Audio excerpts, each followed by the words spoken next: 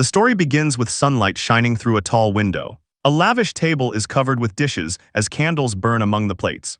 Servants move around a long dining table filled with food as one says, "Congratulations, young Master Isaac," and another says, "Receiving a recommendation to enter the Royal Academy at only 10 years old," while another adds, "He must definitely be a genius." A maid stands holding a tray of food and smiles as she says, "Congratulations, young master." And since it is such a joyous day, she prepared all of his favorite foods. The boy smiles slightly with his lips parted. He sits at the table and smiles as he says, "Thank you, Nanny," while he is identified as Isaac von Goethe, 10 years old. A man stands beside the table holding a large gift box toward Isaac as Isaac looks at him in surprise, and the man says, "Please accept this as well, it is a gift from me." And he says, "A gift? You don't have to give me things like this." The man holds the gift box and smiles as he says how could he not when his son was sick, and survived thanks to the medicine Isaac brought him. Isaac smiles while looking at the gift box, and the man says that compared to that a gift like this is nothing, and Isaac says, "Hans," and adds, "Thank you, he will gladly accept it." Hans leans forward and places the gift box into Isaac's hands while a child's voice calls, "Brother." A blond boy stands holding a lute and smiles brightly as he says he will play a song to celebrate. Hans turns his head toward the boy while standing beside Isaac and says that praises say young Master Jonas's lute skills are outstanding and that even the court musicians called him a prodigy. Isaac smiles with his eyes closed as he says, "Is that so?" and says, "Let's hear it." Jonas smiles with his eyes closed while holding the lute and says, "Okay." He moves his hand across the lute strings as he plays. His fingers press against the strings of the lute as the scene darkens and voices shout, "Jonas." Isaac lies in bed with a terrified expression as he shouts, "No," while jolting awake from a dream of the past. He sits upright on the bed gripping the blanket and says it was a dream. He lowers his gaze with a sweat drop running down his face as he mutters, "How foolish." A quiet courtyard sits under dim light as he says he can never go back to those days. Someone descends the stone stairs. He stands facing a wooden door as it creaks open. A man steps inside holding a tray and a lantern as he smiles and says, "Good morning, young Master Isaac."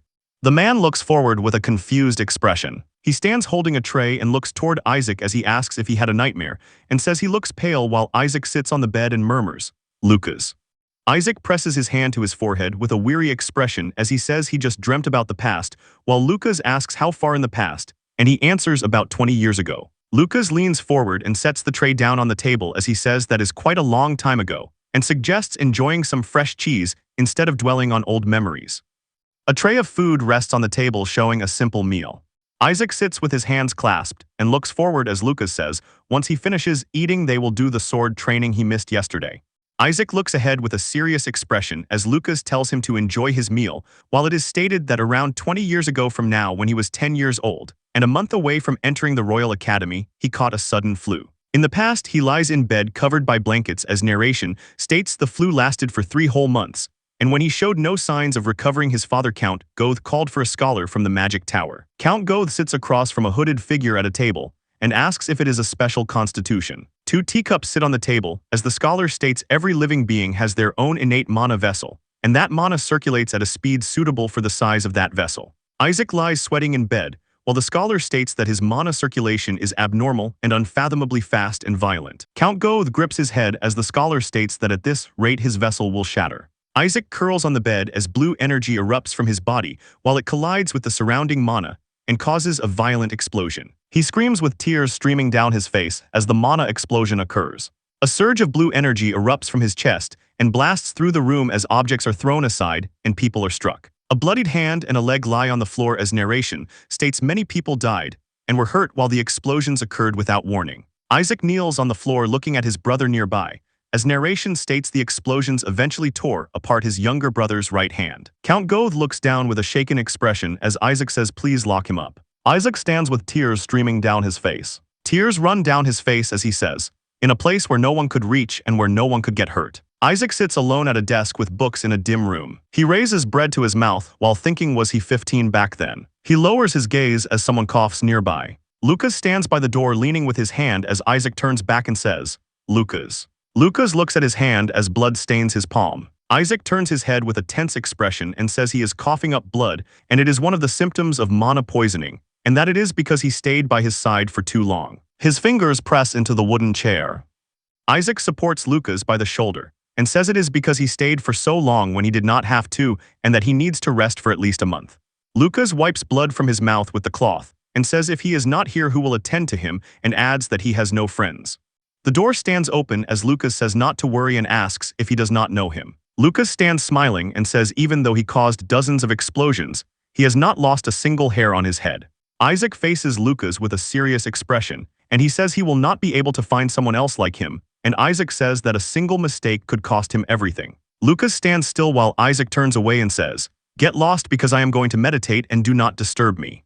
Lucas smiles softly with his eyes closed as he speaks, and says, "Yes, young master, it has been a pleasure." The closed wooden door stands still as a faint sound echoes. Isaac stares forward with sharp eyes as someone says, "Congratulations, young master Isaac." He sits at the table with a tense expression and his eyes wide open.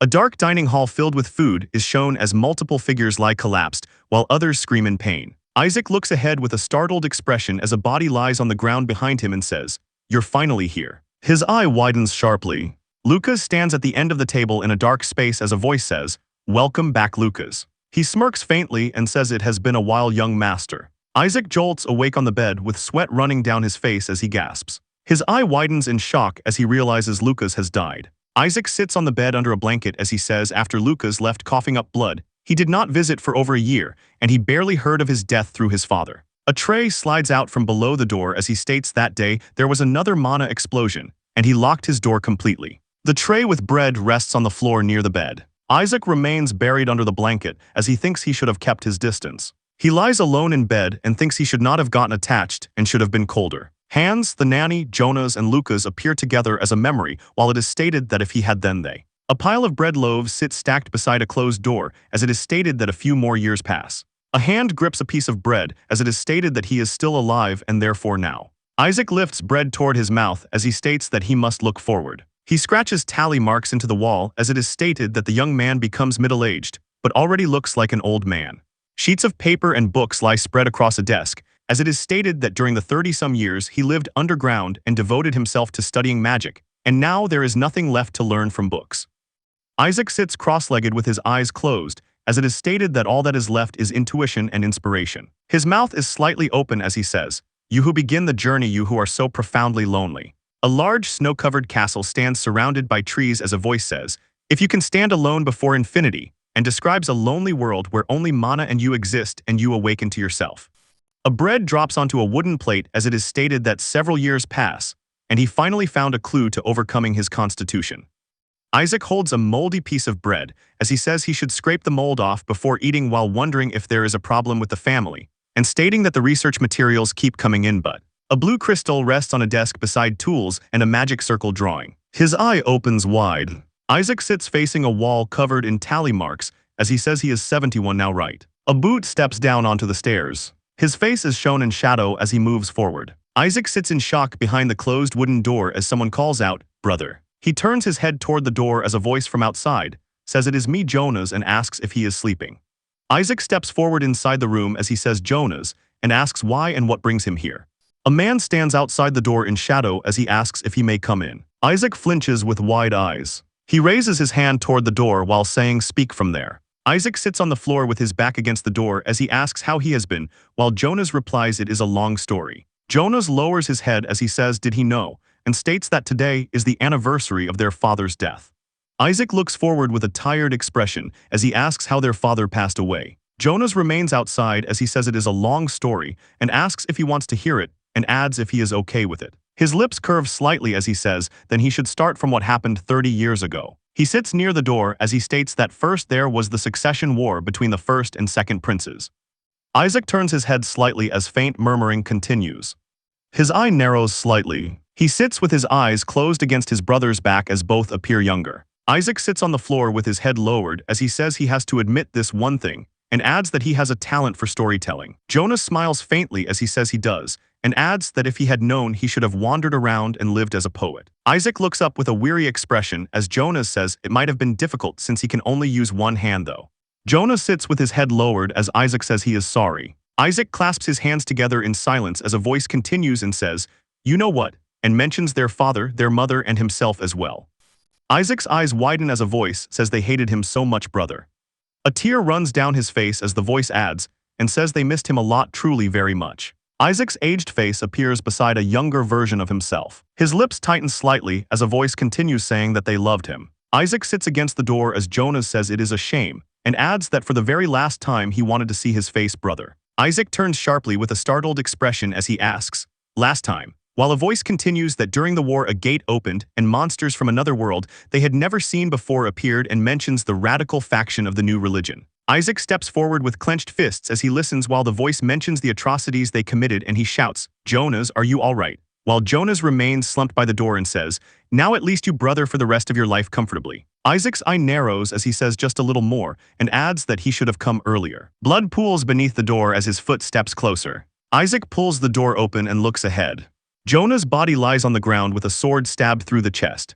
Isaac stares down at the body in silence. A blood-soaked sword remains embedded in Jonah's chest as Isaac looks down and says, "You somehow managed to talk for all that time." Isaac kneels beside Jonah's body and lifts him up while saying let's go and that he cannot just lie there forever. He steps forward while supporting Jonah's body over his shoulder. Isaac carries Jonah's up the stairs step by step with his arm wrapped around him. A tear runs down Isaac's face as he clenches his teeth and says why. He holds Jonah's frail body against him as tears fall, and he asks why he is so light and just how much he starved. Isaac looks up the stairway as a bright light shines through the open doorway ahead. He exhales heavily with his breath visible in the cold air. His foot steps forward onto the ground. Isaac carries Jonas out into a vast ruined hall filled with broken pillars and scattered debris. A massive beast lies collapsed in blood among the rubble, as Isaac walks forward while supporting Jonas on his shoulder. He raises his hand slightly as snow falls into his palm and says it is snowing Jonas. Isaac looks ahead while holding Jonas and says the ground is frozen in winter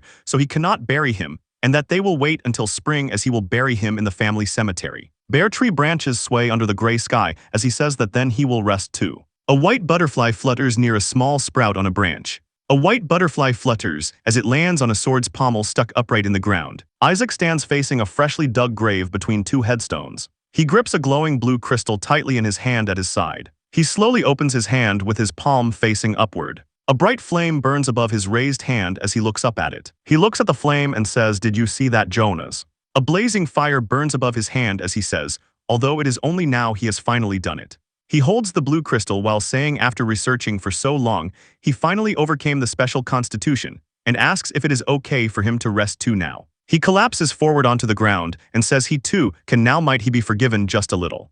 He kneels with his head pressed to the grass beside the grave as rain falls, while the thought appears that if he had hurried a little more. A ruined hall filled with rubble and blood is shown, as the thought appears that if he had not surrendered so much time to despair. A shattered mansion lies in ruins under the sky, as the thought asks would something have changed. He lies on his side in the grass with his eyes closed and his body still. A soft glowing light spreads beneath his face as his body remains motionless. A glowing figure appears as a voice calls young master asking if he had a bad dream, while he recognizes the voice and questions Hands, before realizing Hands already passed away a long time ago. A curtain is pulled aside as bright light pours through the window. His eye snaps open wide as he lies on the bed. He remains lying on the bed staring upward with sweat visible on his cheek.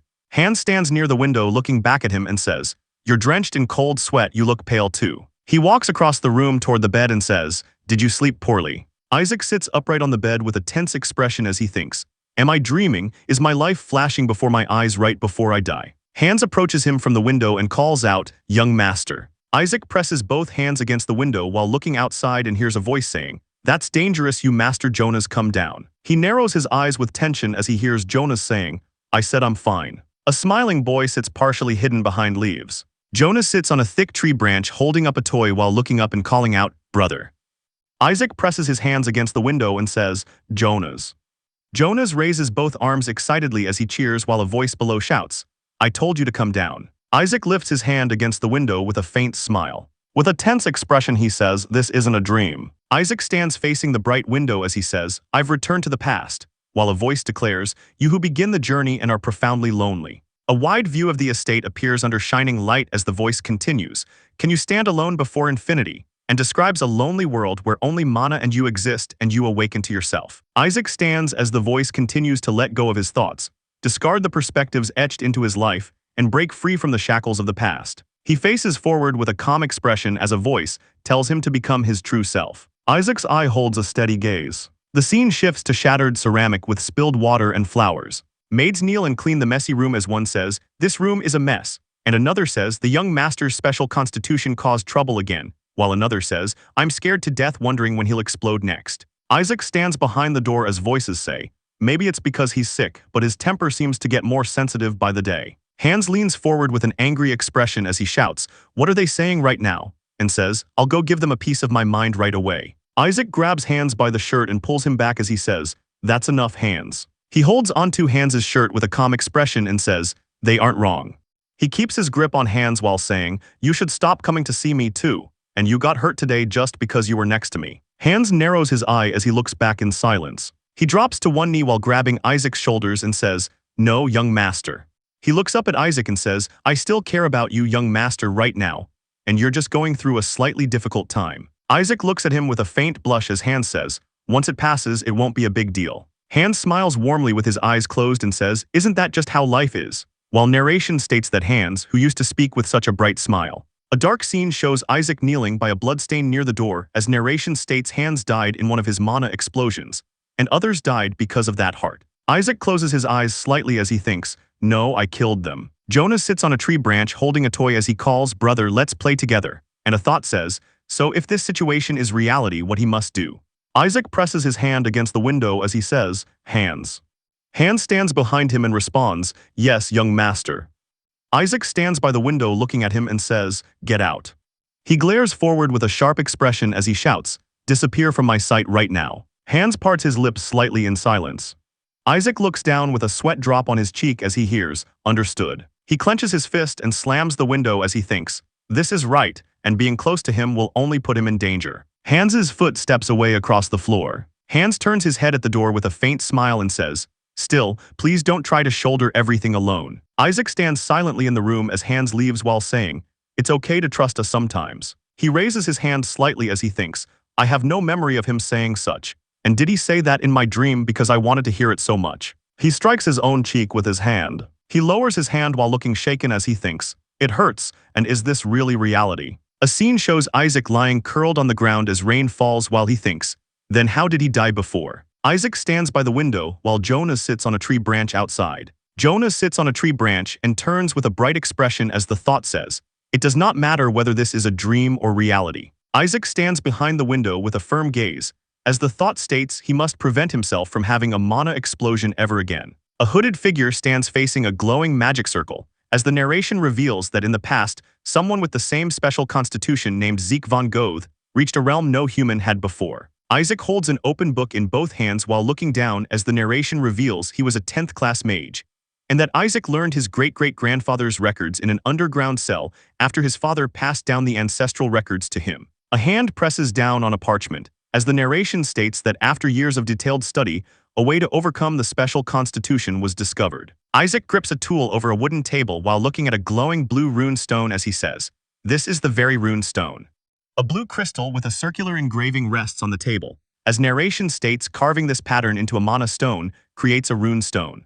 Isaac rests his cheek on one hand while holding the blue rune stone as he thinks, "My hands no longer shake, and it is nice to be young again." A circular pool of water surrounds a patch of land, as the explanation states that to prevent the mana explosion, the vessel that holds mana must withstand endlessly circulating mana. Water bursts from the pool as rocks fly, while the explanation states his mana flows too fast and violently for the vessel to withstand. Waves move across the water beside a rocky edge, as the explanation states that a normal person would die when it shatters, but his vessel restores itself as if nothing happened. Isaac sits at a desk drawing a circular pattern, as the explanation states that this allows it to rupture repeatedly, and that it is a disaster in itself. His fingers press the glowing rune stone onto the drawn circle, as the explanation states that this rune stone intentionally damages the mana pathways. A tool carves along the drawn circle, as the explanation states that continuous impact is applied to the damaged area, leading to a new pathway opening. The rune stone rests at the circular diagram marked with arrows,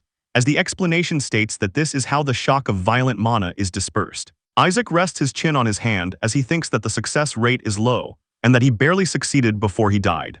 A small flame burns above his outstretched hand, while he states that this small flame is proof of his success. He looks to the side with a tense expression as he wonders if it will work this time. A bright flame burns intensely in his open palm. He holds blazing fire in his hand and stares in shock as the flames surge upward. His eye widens with a bead of sweat running down his face. His body jerks as a burst of light erupts from his chest and he says, "Such power." His eye snaps wide open as he freezes in shock. Isaac's body glows with flowing blue energy as lines surge through his chest. His eye widens with sweat as he stares in alarm. He grips the rune stone in his hand as flames surge around it. Flames erupt violently from his hand as a blazing mass bursts outward. A swirling pillar of fire rises in front of him as he holds the rune stone and exclaims that he knew it and that the pathways have increased to 3. Isaac looks upward with a flushed face and says it actually worked while stating that each pathway has a different size and property and that he can manifest 3 magic spells simultaneously. He clenches his fist as a small flame flickers above it and says no wait, this is not his goal. He stands in the room clenching his fist as he says, "My goal is to prevent any mana explosions from happening at all."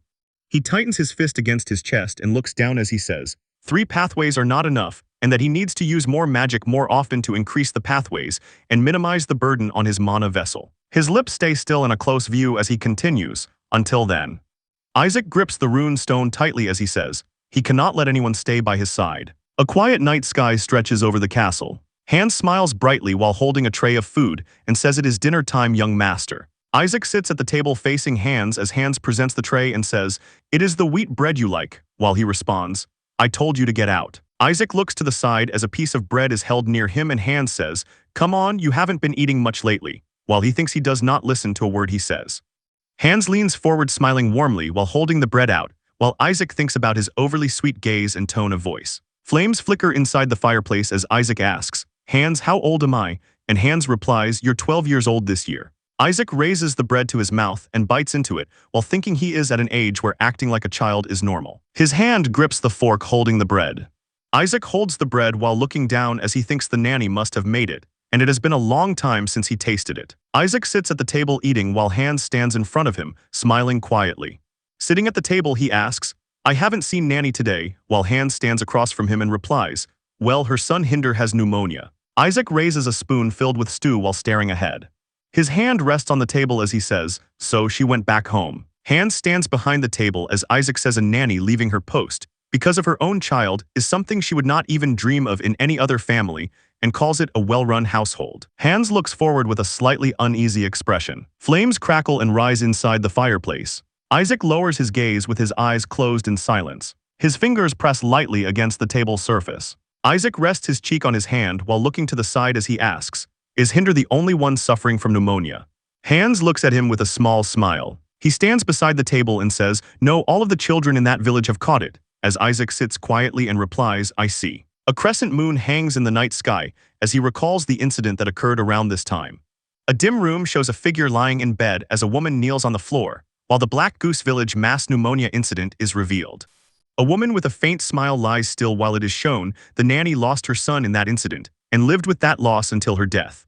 A broken hall shows a woman lying on the ground as she says, "I'm glad, young master, that I'm leaving first this time," while Isaac says he does not want her to go through that again. Isaac rests his cheek on his hand as he thinks the cause of the pneumonia revealed later was definitely something.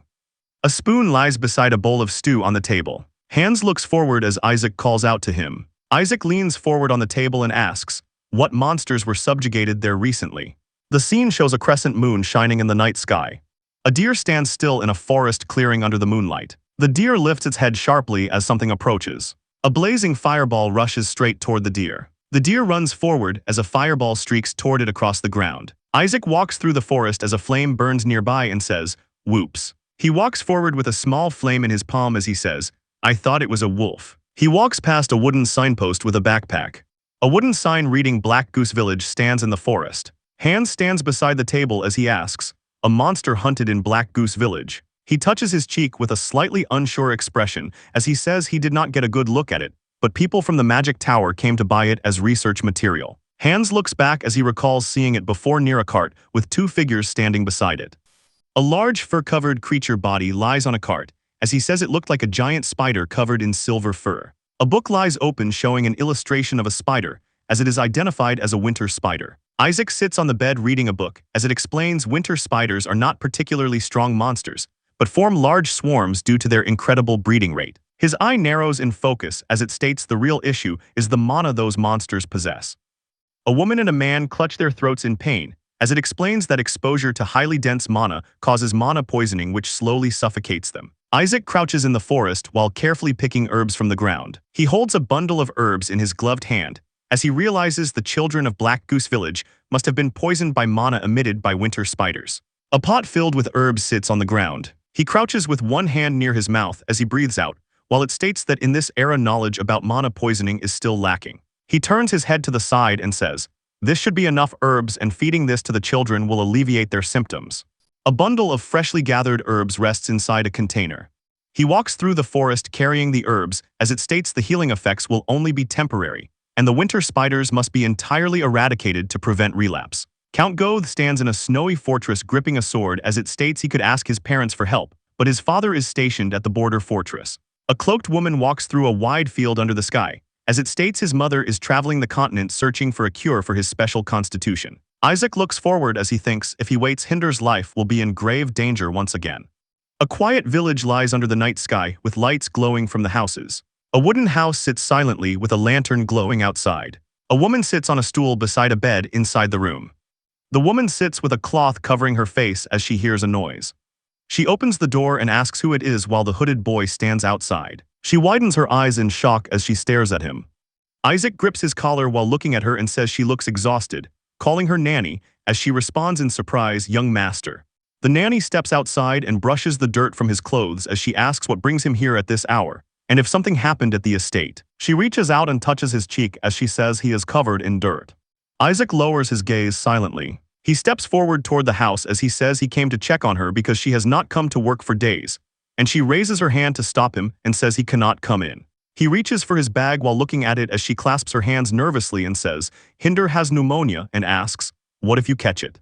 He raises both hands while wearing a cloth over his face and asks if this is better as she hesitates and says, "But sir." The nanny reacts in surprise as she takes the bag he hands over while he tells her to never mind that and just take it. She holds the bag inside the room and asks what is in it as Isaac walks forward and replies, "It is herbs," while instructing her to crush or mash them, boil them twice, let it cool, and feed it to Hinder. He steps through the doorway into the room. He stands beside the bed and looks down at the boy lying under the blanket.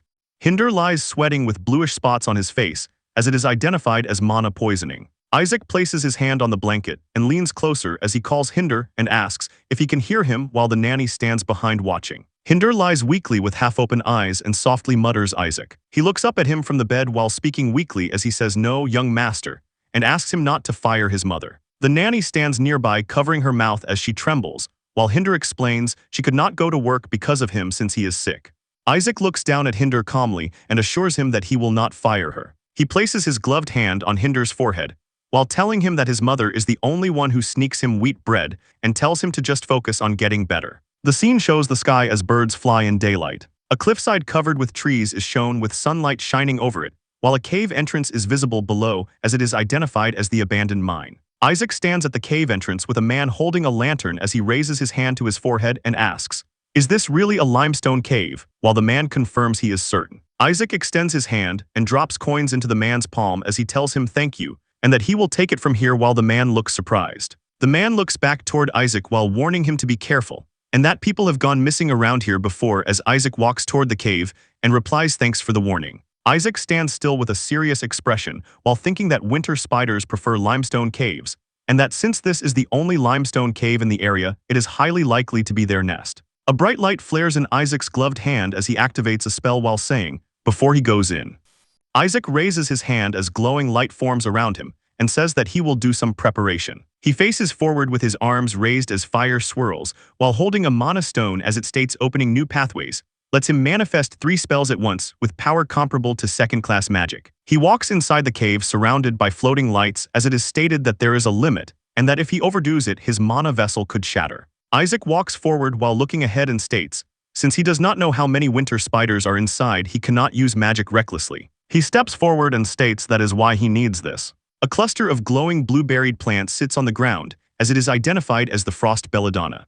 Isaac crouches in front of the plant while checking a book and confirms that its berries are usually diluted and used as a paralytic or anesthetic, but are deadly poison to winter spiders. He grips the plant firmly and pulls it up, while thinking that it is ironic they live in the same habitat as their lethal weakness. The scene shows the bright sun shining in the sky. A bag filled with frost belladonna leaves and berries rests open as he lets out a breath. Isaac looks at his hand covered in irritated spots and says he should have at least brought gloves.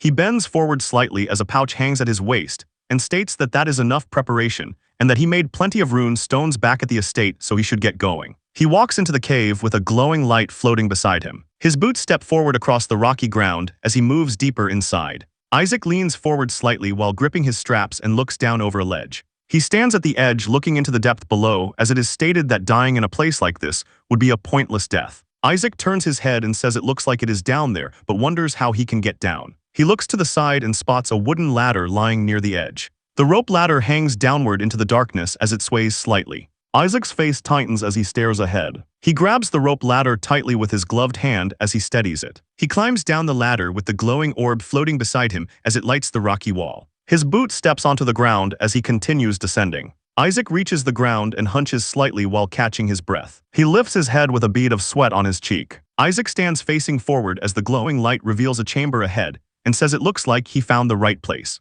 A pile of skeletal remains lies scattered across the ground, as it is noted that these corpses have their bodily fluids drained. Isaac crouches among the bones as it is identified that one of them is a human collarbone, and he questions if these are from the missing people the hunter mentioned. He stares down with a tense expression. A spider's sharp legs move across the ground. His eye narrows as he tracks the incoming movement. Isaac crouches low among scattered bones as he listens to the sounds around him. He turns sharply with a focused expression as fire gathers in his hand. Isaac holds a burning flame in his palm while fireballs spin around him. A fireball shoots forward and collides with a lunging spider. He stands surrounded by swirling fire as the spiders recoil, and it is stated that they are afraid of fire, so this should keep them away for a while. Isaac looks forward with a focused expression as he grips his strap and thinks he needs to prepare before they swarm him. He pulls a cloth up over his mouth with his hand covering his face. A bag filled with belladonna sits on the ground. Isaac sits kneeling on the cave floor with his bag and herbs. He looks to the side with narrowed eyes. He extends his finger toward the bag of belladonna. The belladonna inside the bag ignites as flames burst upward. Isaac kneels beside the burning bag as green smoke rises from it. Several spiders emerge through the drifting green smoke. Multiple spiders push forward through the smoke with glowing red eyes. Isaac remains kneeling in the cave while surrounded by approaching spiders as he says, "Now, then let the hunt begin." He stares forward with steady eyes. A shelf of neatly arranged books sits in a quiet room. He sits at a large desk, surrounded by stacks of books while writing. He writes on a sheet of paper with a pen as he is asked what exactly he has been doing to let things get this bad. He stands behind the window with one hand raised as he looks outside. A man in a long coat gestures angrily toward two men on the street as another voice says, "Watch your words, you are in His Excellency's presence," while someone retorts, "Who here does not know that?" The man shouts right now he is questioning the master of this territory as to why he failed to protect his own people. Isaac stands behind the window with a calm expression as the shouting man demands why he abandoned Black Goose Village and asks why, while another voice orders silence. He turns his head away from the window slightly as he remarks it is so loud. He pulls the chair out beside the desk to sit as he says, "I should ask them to board up the windows." He lifts the pen up and answers no, while adding should he just move to the basement. A stack of books rests on the desk, as it is stated the basement is quiet and devoid of people, so he could focus more on researching his special constitution there. A green crystal sits on top of documents, as it is stated while he is at it, he should cover the walls in dimetritium since it is a mineral with high magic resistance, and it will help prepare for any mana explosions. Isaac leans forward slightly with a faint smile and asks what does he think Hands. He sits at his desk facing the closed doors as he calls out Hands.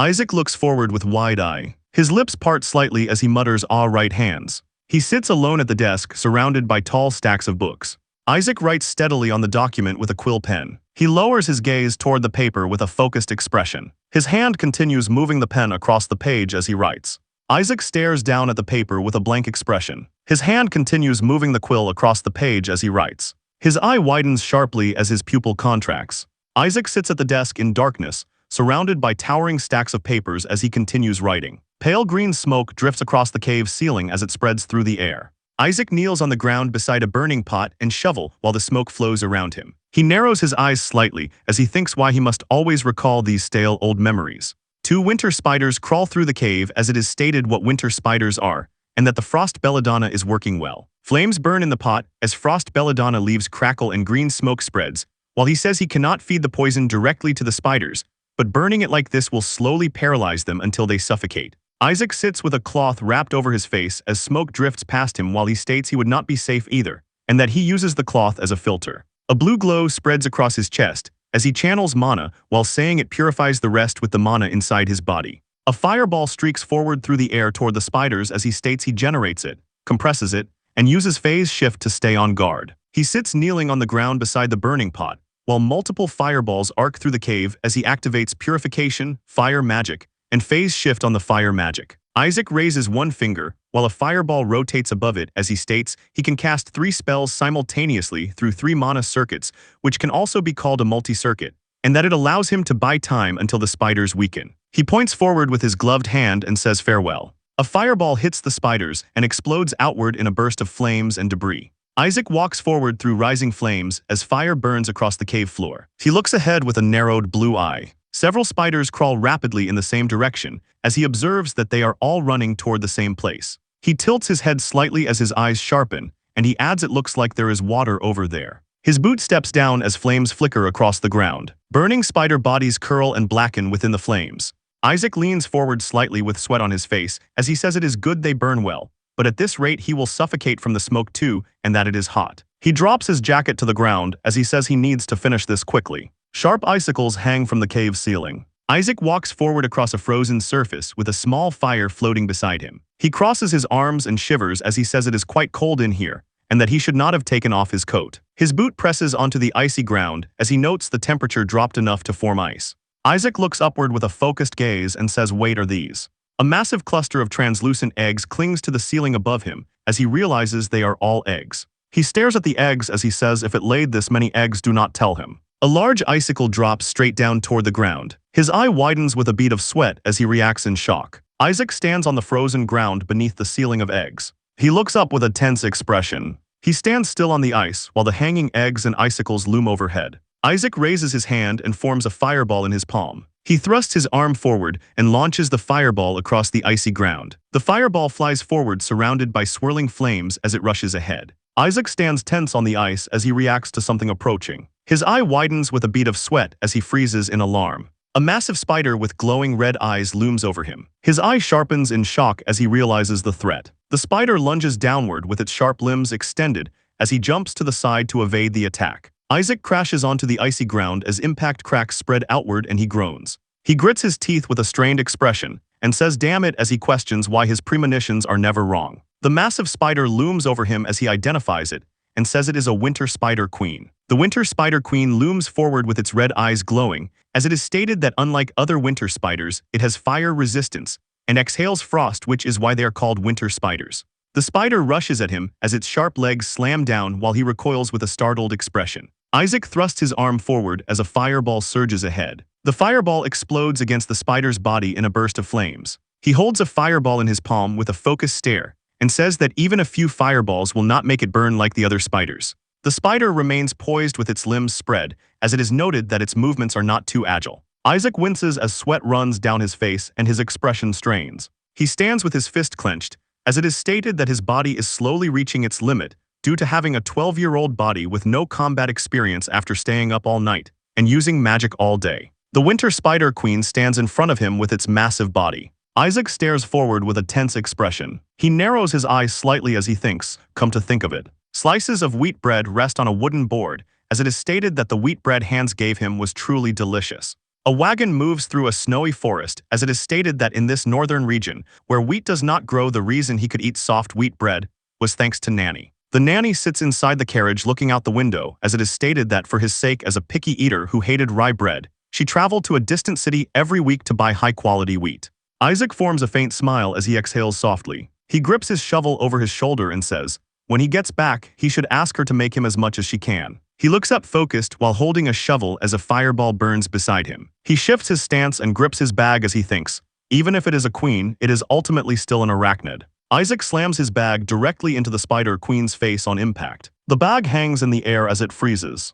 Ice bursts apart around the spider queen as shards scatter outward. Broken chunks of ice fly past its eye as debris fills the air. Isaac leaps forward between falling ice with his shovel raised overhead. He swings the shovel downward with a sharp glare. He strikes the spider queen's eye with the shovel. He drives the shovel deeper into its eye as green fluid bursts outward. Isaac leaps through the air gripping the shovel as his body hangs over the Spider Queen. He twists his body midair with his arms raised while gripping the shovel. Isaac slides down the Queen's massive body as he recoils. His hand grips the leg tightly. The Spider Queen launches into the air and lands on the ground. Isaac strains with clenched teeth while gripping the spider's leg and shouts, he has to withstand this. Isaac slides beneath the descending Spider Queen while gripping its leg as he acknowledges his lack of accuracy to hit it, and his inability to rapidly cast a fireball or deal a fatal blow to a creature with fire resistance, even if he lands a hit. He raises his hand as a blazing fireball forms above his palm, while he accepts abandoning long-range attacks. He holds the fireball upward as flames spiral into it,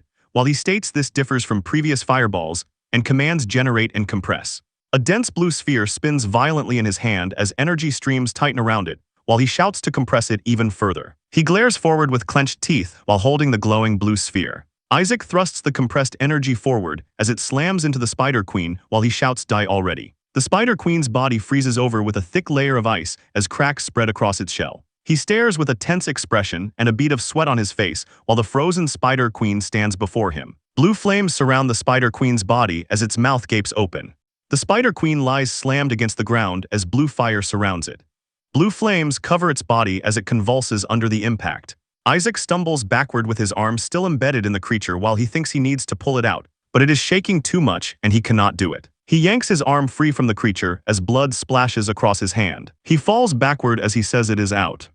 The Spider Queen's shattered body lies scattered as blue flames burn over it while Isaac falls back and is struck by a rock. Isaac collapses on the ground while the blue flames fade behind him. A glowing crystal lies on the ground between the spider's sharp legs as blue flames surround it. The crystal rests amid blue flames as it glows with a cold light. A dark ceiling fills his view as he regains awareness and mutters, "Where am I?" A man and a woman stand facing each other in a dim room as they whisper about whether the young master left the estate, and he recognizes the voice as Nanny and Hans. Hans looks to the side with a worried expression as he says the young master went to the abandoned mine. The nanny touches her face with concern as she explains a local hunter guided him there, but since then he has been hunting alone so he does not know either. Isaac recalls defeating the Winter Spider Queen and falling unconscious after hitting his head as he stands at the cave exit facing daylight and recalls waking soon after and barely making it back to the village. He looks ahead from behind as Hans stands at the village entrance while he recalls encountering Hans there.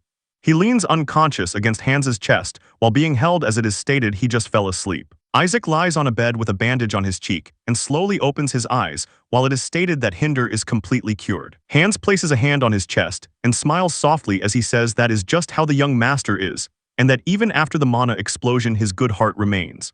Isaac lies stiffly under the blanket with a flushed face in silence. He pushes himself up on the bed while calling Hans as both Hans and the nanny look at him and say the young master is awake. Isaac sits upright on the bed facing them as he asks how long he was asleep, and they tell him he slept for about half a day and ask if he is feeling okay while he responds that he is fine and it is bearable. The nanny leans forward with a shocked expression as she asks what he means by bearable and why he went to such a dangerous place alone. He sits on the bed with a calm face as he says he just fell while trying to gather nearby herbs, while thinking that even if he told them he killed a monster, they would think he was talking nonsense.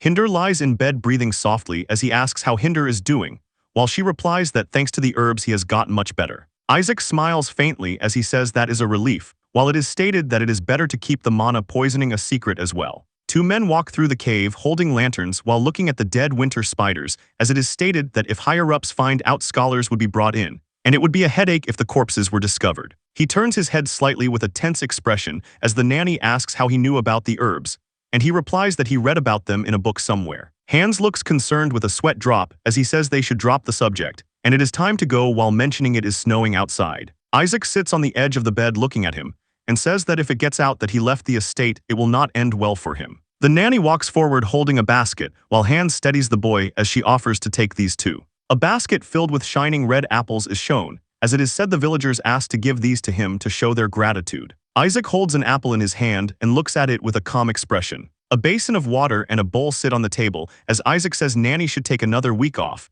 and asks if it would not be easier to work once Hinder is fully recovered. The nanny stands holding the basket of apples with a worried expression and says would that be all right, and that the head butler will not just stand by. Isaac raises the apple in his hand and sharply says who said she could just rest while telling her to make some jam with these. The nanny faces Isaac while holding the basket as she reacts in surprise and asks apple jam while he bites into the apple and says yes to have it with wheat bread on the day she returns to work. The nanny looks at him with a startled expression. Her expression softens into a gentle smile as she looks at him. Isaac smiles faintly while holding the apple, and she suggests having some apple pie instead. Snow falls over the house at night as he says sounds good. A wide courtyard is shown from above with a figure running across it. Isaac runs forward while panting with sweat visible on his face. His legs push off the ground as he sprints across the courtyard, while it is stated that a week has passed.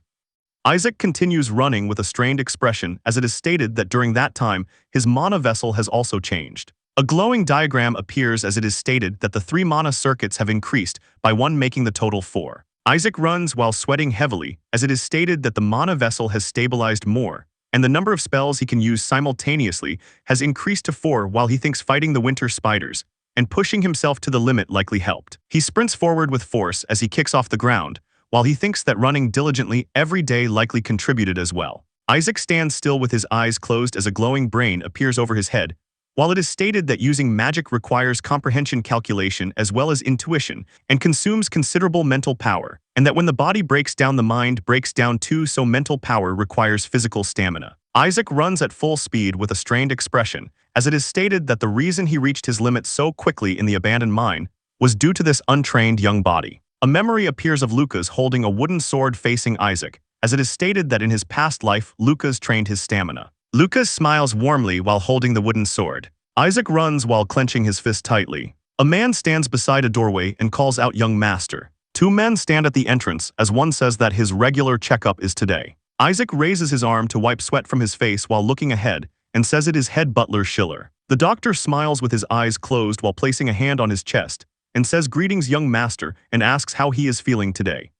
Isaac sits on the fountain edge as the doctor kneels in front of him with a case while it is stated that this is the personal doctor assigned by his father and the most successful in the neighboring territory, but even he does not fully understand his constitution. The doctor places both hands on Isaac's shoulders while examining him and says there does not seem to be any major issues today and that he seems healthier than ever.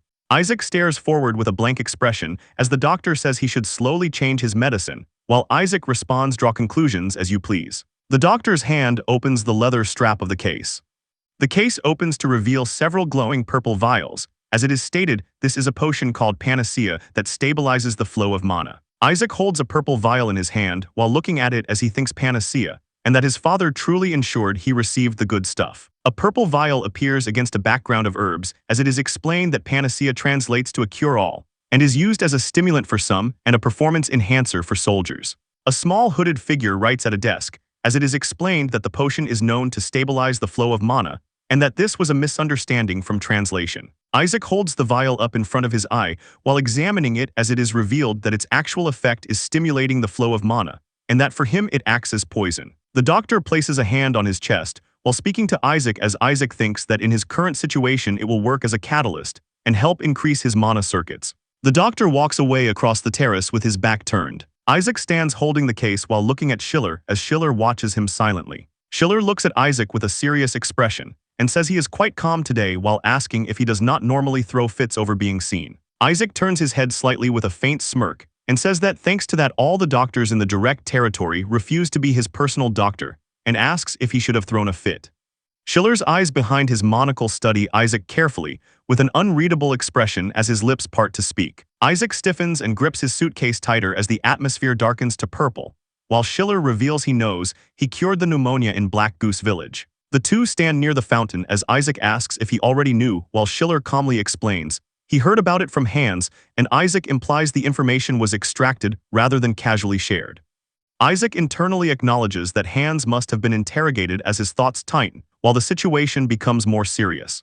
Schiller's expression hardens as he warns that if this becomes public the advisory committee will not stay quiet. Isaac looks up with a tense face as he says he will let it slide this time. Schiller leans in close and firmly tells Isaac to restrain himself from now on. His stern gaze lowers with quiet authority. Isaac's face turns slightly with a drop of sweat trailing down as he reflects internally that since long ago he could never get close to Schiller. Schiller walks forward with his hands behind his back as rows of maids bow on both sides, while it is stated that he is a consistently dry and unbending head butler who always keeps his distance from others. His gloved hand grips the suitcase handle and takes it while he says if Isaac truly cannot restrain himself. He stands facing Isaac while holding the suitcase and says at least discuss it with him first. Isaac looks up at him with a calm expression, as it is stated that this follows what Jonas said right before he died. Schiller stands alone in a ruined hall with debris scattered around, as it is stated that he served the family since the previous patriarch until the household collapsed, and then he lost his life. Isaac lowers his head with a small smile, as it is stated that he secretly cares a lot, while he says understood thank you Schiller. Schiller looks forward with a neutral expression. The courtyard is shown with a fountain and trees, as he says by the way Isaac has been running every day lately, and asks if there is any particular reason for it. Isaac's eye narrows slightly as he looks forward. He raises one hand as a glowing magic circle forms behind him, while he says that throughout history, all mages who reach the 5th class or higher train their bodies, and that if the body channels mana, it should have a suitable level of fitness. Schiller's eye sharpens as he looks forward. His gloved hand moves a pen across paper as he writes. He sits at his desk writing by candlelight, as it is stated that the eldest young master has completely cured the children of Black Goose Village, and that the verification process is complete. Schiller continues writing with a steady expression, as it is stated that due to his constitution, it will be difficult for the young master to use magic in the future, but that a path as a scholar or alchemist may be right for him. He looks forward with a calm face, and says with this his excellency will also be relieved of some worry. A closed door stands in a dim hallway as someone knocks, and he says come in. A maid slowly opens the door and peeks in with a nervous expression as she says excuse me sir. Schiller looks forward with a stern face and says Rosa it is you again. Rosa steps inside clutching her hands and says pardon me head butler. She stands in front of his desk with trembling hands as she says the maids keep disappearing and not returning, and that she does not know about Clara, but as for Annette she has not taken a single day off in 3 years. She trembles with a worried face as she says she is sure. A maid lies motionless on the ground as she says she is sure something has happened to her. A maid rests her cheek on her hand and says is it not strange? 2 maids stand near stacked crates while a man holding a broom looks at them as one says 3 maids disappeared in just 2 months, and he replies you think so, and that it is not like Goth is exactly a great place to live. Bill holds a broom and gestures casually as he says the weather is harsh in the north, and bandits or monsters appear often while the maid points at him and asks if he is saying he will run away too, and Bill adds he is just saying. The maid leans forward with a serious expression and says at the very least Annette is not the type to disappear without a word, and that she worked hard to pay for her father's medicine. Bill smirks while gripping the broom and says she must have gotten tired of caring for her sick father. Both maids lean forward with anger as Rosa shouts watch your mouth Bill, while he suggests she might have run off with someone she liked. Bill spreads his arms slightly and says he is only joking and has his own theory while telling them to just listen, as the maid responds that she is not interested. He raises one finger with a faint smile as he says if you ask me. A skull floats before a glowing purple magic circle as he says could it be dark magic? A castle tower stands under the sky as someone repeats dark magic and says this is a family of mages. Isaac lies in bed under the blanket while Schiller stands beside him as it is stated that the young master's condition is not good and asks if he were the master of the house would he not want to use magic no matter the cost. The maid covers her mouth in shock while Rosa shouts asking if he is saying the missing girls were sacrificed alive and demands what he is talking about. Bill smirks while holding the broom as Rosa says if he keeps making up strange rumors, she will not just stand by, and he asks what she will do and adds that he could be right. Rosa steps forward angrily with a clenched fist and says the master is not that kind of person and that he even took in a criminal like him. A figure walks toward them across the grass as Rosa shouts that he is crossing the line, and a voice says that is quite an interesting story. Bill turns his head sharply with a startled expression. Isaac stands with his arms crossed, and a faint smile as he asks why he does not tell him more about it in detail. Bill's mouth is shown close with a drop of sweat as he says it was 2 months ago. He tightens his gaze as his eyes narrow sharply. A maid steps forward through an open doorway while saying first the maid Hilda disappeared. A maid stands facing a glowing vertical light as he says then a few weeks later Clara went missing. A braided maid is shown from behind as he says lastly this weekend Annette never came back after going to mass. Bill stands with his hands behind his back facing Isaac as Isaac sits across from him and asks any idea why. Isaac looks forward with a sharp glare as Bill stiffens and thinks how does a kid have a glare like that? Bill shifts awkwardly with a tense expression as he answers not really. Isaac sits calmly at his desk as he says you can be honest I promise, I will not punish you for it while Bill replies are you serious? And he says of course. Bill stands stiffly with sweat on his face, while Isaac sits behind the desk staring at him in silence and asks did you think it was because of me? He scratches the back of his neck with a nervous smile and says well is it not obvious? Hans appears holding his clothes with bruises on his face as he says think about Hans. He serves you closest, yet he is always bruised or injured. Bill tilts his head with a smug grin as he says that Guy is always whining in pain, and he does not know for sure but the one who will not die a peaceful death. He lowers his head, sweating heavily, while Isaac sits angrily at the desk as he finishes would likely be him, and thinks he should not have said anything. Isaac leans slightly forward as he calls out Bill. Bill recoils with wide eyes and sweat pouring down his face as he shouts, "Please spare me." He stretches his hand forward while pleading as Isaac rests his chin on his hand watching him, and asks, "You do not want to die?" Isaac leans forward with a faint smile as he says, "Then do some work for me instead." Bill clasps his hands together tightly with a shocked expression. A quiet night sky filled with stars hangs above dark leaves.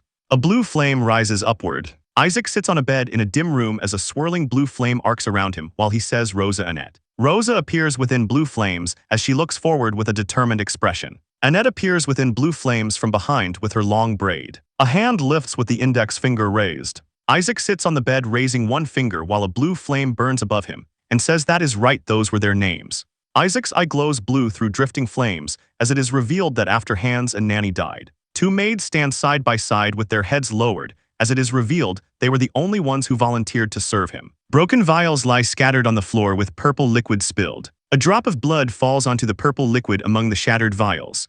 Isaac stands in the room pointing toward the door as two maids face him, while he says, "Both of you get out, I want to be alone," and one responds, "But young master, your hand." Rosa flinches with her eyes shut as she is yelled at, "Did you not hear me say to get out?" Shattered vials and spilled purple liquid cover the floor as it is stated that the potions are useless and should not be brought again. Rosa faces forward and says, "But young master, you should not give up hope, it will definitely get better." Isaac's shadowed face tilts slightly as his lips part and he says, "Hope." He stands in a red-tinted space as he says, "Do you even know what it feels like to kill someone you cared about with your own hands?" His blood-stained fist tightens as he shouts, "Do you have any idea?" The two maids stand side by side with tense expressions as one says, "Young master," and the other replies, "I know." Annette stands facing forward with her hands clasped and says she also caused her friend's death with her own hands. Isaac turns his head with a tense expression as he says, "Your friend." Rosa with a troubled expression says, "Annette," and Annette adds, "Back then." Annette looks down with a regretful expression as she says if she had just looked back at Clara once, and if she had reached out her hand, she might have been able to save her. Her foot steps forward, and Annette stands in front of Isaac with her hands lowered as she says she understands his situation is unique, young master, but anyone can end up doing things they never intended. Isaac faces her with a calm expression and silent gaze. Annette's eyes narrow slightly as she says at least once in their life. Isaac's blood-stained hand hangs at his side, as Annette says it can happen to anyone while it is conveyed that back then, Annette's pessimism brought him a strange comfort. He looks downward with a serious expression as he thinks he should have asked her more about it back then. He sits on the bed with a startled expression as blue flames fade around his arm. A voice from behind the closed doors says, "Young master, it is Bill." Isaac sits on the bed facing forward while Bill stands before him, and Isaac asks, "Did you find out where the maids went?" And Bill replies, "Yes, he did not even have to look for long." He stands among beggars while they gesture with their hands as he says, he asked around among the beggars near the roads, and their descriptions matched perfectly. Isaac looks forward with a serious expression as he asks, "So what is the answer?" Bill opens his mouth and says it was slave traders, and says they trick people by saying they will take them to the prosperous South and then sell them off. He gestures casually with one hand while speaking toward Isaac, and says if they wanted to go south they could have just gone on their own, and that they do not know how the world works. A dark night sky with drifting particles appears as it is explained that there is transportation to get all the way down south mercenaries to protect them from bandits, and securing a freeman status once they arrive. Three young women stand close together holding suitcases, as it is asked, could a group of young women handle all of that on their own? Isaac rests his hand against his chin and says he sees that makes sense. Bill tilts his head with a faint smirk as he says a kid is still a kid, and he is clueless about the real world. His eyes shift slightly as he reacts and thinks, wait, could this be? Isaac sits on the bed facing him, while Bill speaks saying it cost a bit of money to get those beggars to talk. Bill grins while forming a circle with his fingers, and says so he ended up spending all the travel funds. Isaac gave him all 20 silver coins. Isaac turns his head with a serious expression and says that is enough for half a year's wages and laughs, and says everyone was just so on guard. Isaac's eyes narrow slightly as he thinks. Bill laughs with flushed cheeks and clasped hands as Isaac says the money does not matter, and what he wants is to find them as quickly as possible, and he responds, "Oh my, you are so generous." A paper rests on the desk as he asks if there is anything else he needs him to do, and a reply comes that there is. Isaac sits with his hands folded, and a calm smile as he says he will make sure he is well compensated for this one and asks if he wants to give it a try. Bill clenches his fist with a wide grin and says of course, while thinking he has found himself a sucker. A cartoon duck holds a golden egg, as the thought continues that like he thought one just needs a smooth tongue to get by in life. And if he plays this kid right things will be quite lucrative from now on, and that the only flaw is that he is a ticking time bomb. He spreads his arms with a cheerful expression while facing Isaac, and says well how can he make big money without taking a little risk. He laughs loudly with sparkling effects around him, as he says life is all about high risk, high return. The scene shifts as Bill stands shirtless behind iron bars in a dark cell while gripping them with both hands. A skull rests on the stone floor among scattered bones under a web as a lower body in shorts shifts slightly. He grips the bars with both hands while sweating and shouting how did it end up like this. He clutches the bars while glancing back as he stammers why he is in a place like this, while Isaac stands behind him holding a glowing blue crystal. Isaac crosses his arms while holding the crystal and looks forward with a faint smile. A dim underground corridor with cells, chains, torches, and flowing water is revealed. Bill's hand trembles as it tightly grips the iron bar. He presses his face against the bars with a furious expression and says damn it how did it end up like this. A cloaked figure hands over money beside a carriage as he says to burn city please, while he thinks everything was fine when he sneaked the young master out of the mansion. Bill raises his hand while speaking to a man as Isaac stands beside him, and he explains that meeting the broker who took the maids was easy. The man stares forward with a serious expression as he says but. A close view shows Isaac's cloak clasp and clothing shining under light. Isaac looks ahead with calm eyes as light reflects around him. The man narrows his eyes and smirks as Bill says he understands why the young master became a target for human traffickers. Bill grips the iron bars tightly and shouts in frustration, but why did he end up here? He twists his body and looks back angrily as he says, and on top of that the young master. Isaac stands holding the blue crystal as he thinks it differs from what he read and wonders if he needs to condense the mana more, while Bill shouts, they did not touch a single hair on the boy since he is top quality merchandise, and he was stripped of everything except his underwear. Bill steps forward with one hand raised toward Isaac and shouts so what are they going to do now, and that he must have had a plan if they came all this way. Isaac holds the blue crystal near his chest with his eyes closed, while Bill shouts at him to stop playing with the stone and say something. He stands calmly with one hand in his pocket and looks toward Bill as he says so he has dropped the formalities while Bill points at him and replies would he be using formalities right now if he were in his shoes. Bill glares forward with his mouth open as Isaac declares he is going out to find Annette and the other maids and he says of course he is. Isaac stands behind the iron bars looking outward as Bill says that assumes he has a way to break out of these solid iron bars. He extends his hand forward with a focused gaze as his fingers reach out. Bill turns his head with a startled expression. Both of them stand facing downward as broken iron bars lie scattered on the ground in front of them. Bill jerks his head back with wide eyes as sweat runs down his face. Isaac turns his head slightly to the side as Bill nervously calls out young master. Bill clasps his hands together with a forced smile and flushed cheeks as he says he is not leaving him behind, and Isaac replies does he know him, and Bill adds come on do not be like that. Two guards talk in the corridor as one asks what that sound was and suggests checking, while it is stated the place is like a maze where one could get lost and be surrounded by bandits. Bill stands behind the broken bars as Isaac says does he think he cannot handle that much while declaring he will go find Annette and the others and wishing him luck escaping as Bill suddenly panics and calls out wait a second young master. Isaac turns his head back slightly with a puzzled expression. Bill drops down with both hands on the ground as his body lowers. He kneels on the floor with both hands pressed down and shouts desperately please save me, I beg you, I will do anything. A boot steps forward across the floor. Isaac looks down calmly with a steady expression. He narrows his blue eyes slightly and says do you know what Bill? Bill kneels on the ground with a tense expression as it is stated he has seen him act exactly like this before. In the past Bill kneels with his hands tied behind his back as he looks up and shouts please spare my life master. In a snowy forest Bill kneels bound on the ground in front of Count Goth holding a sword as he says he was truly out of his mind and that he should not have done that considering the grace shown by taking him in master. Count Goth stares down at him with a stern expression and says Bill was once a bandit and that when Goth was subjugating the bandits he survived by handing over his organization's information.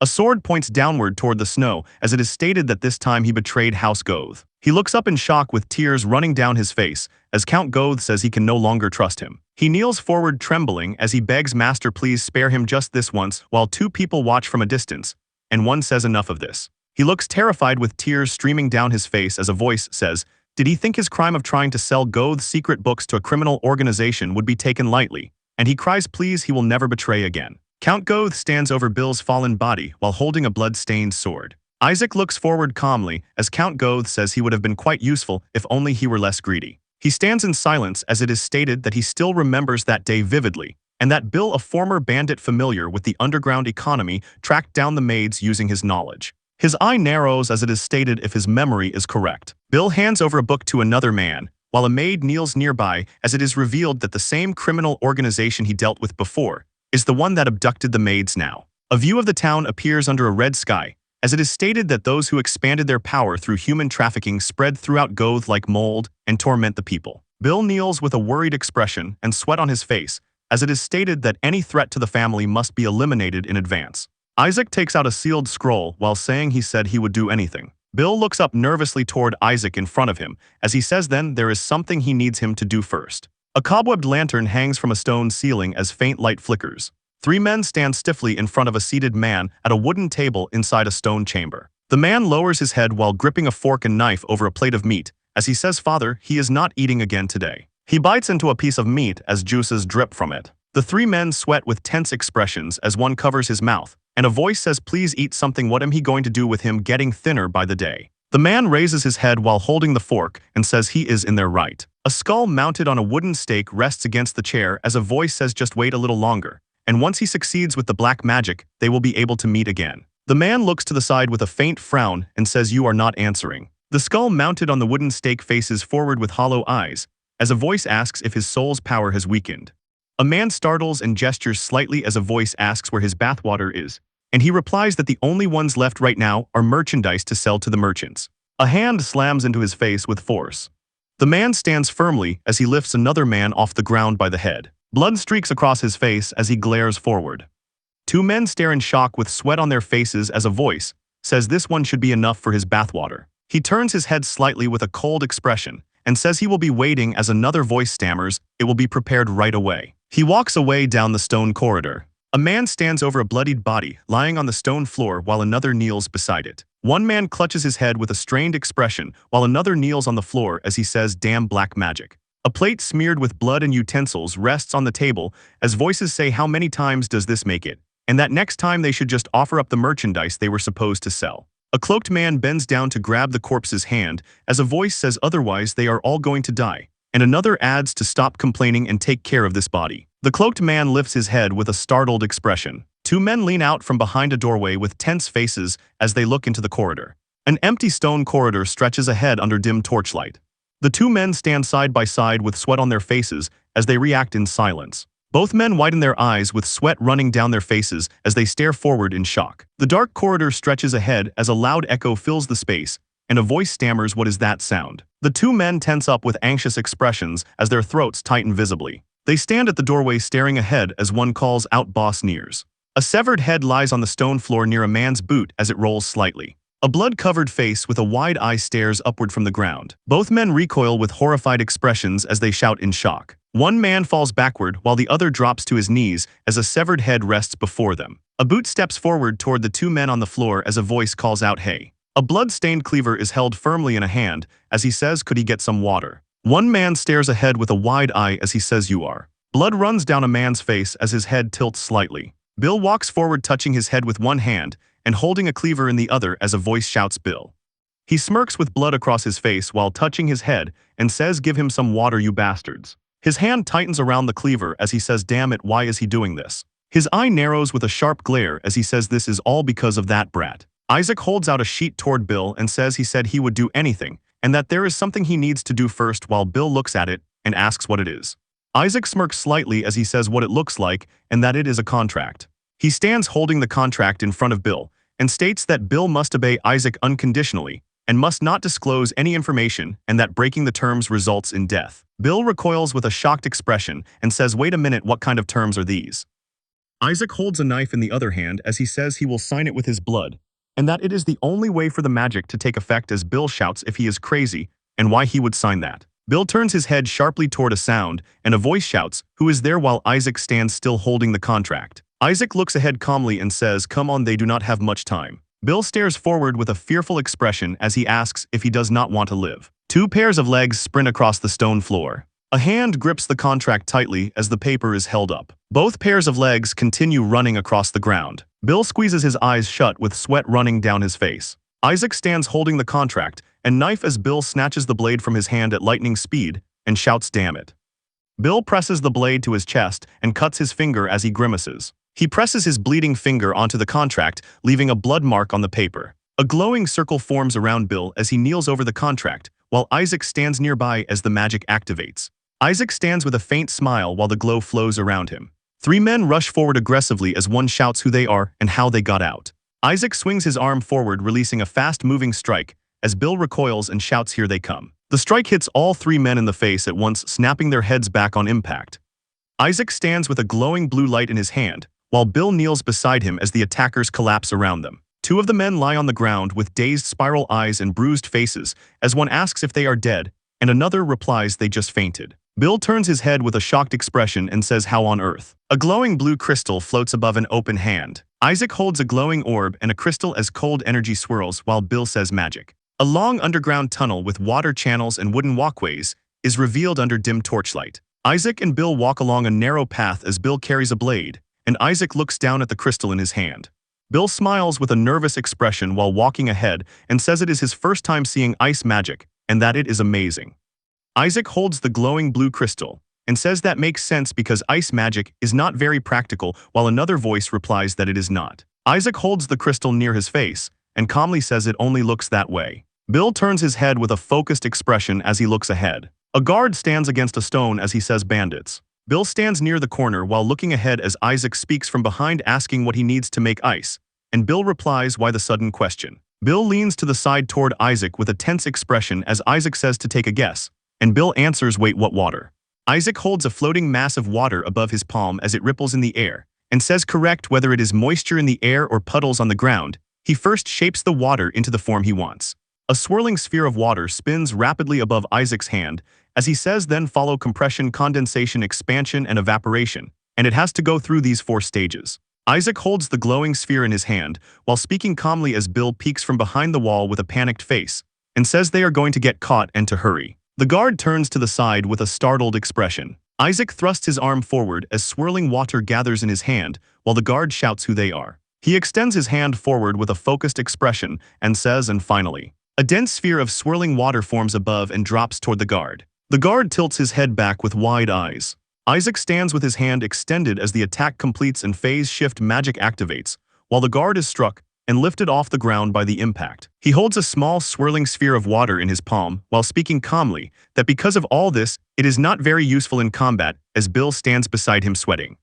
Isaac looks forward with a calm expression as he says if he did not have this, he would not have bothered using it either. He grips the blue crystal in his hand as he explains that it is a frost mana stone salvaged from the Winter Spider Queen's carcass, and that even though ice magic is not popular, it has academic value and sells for a high price.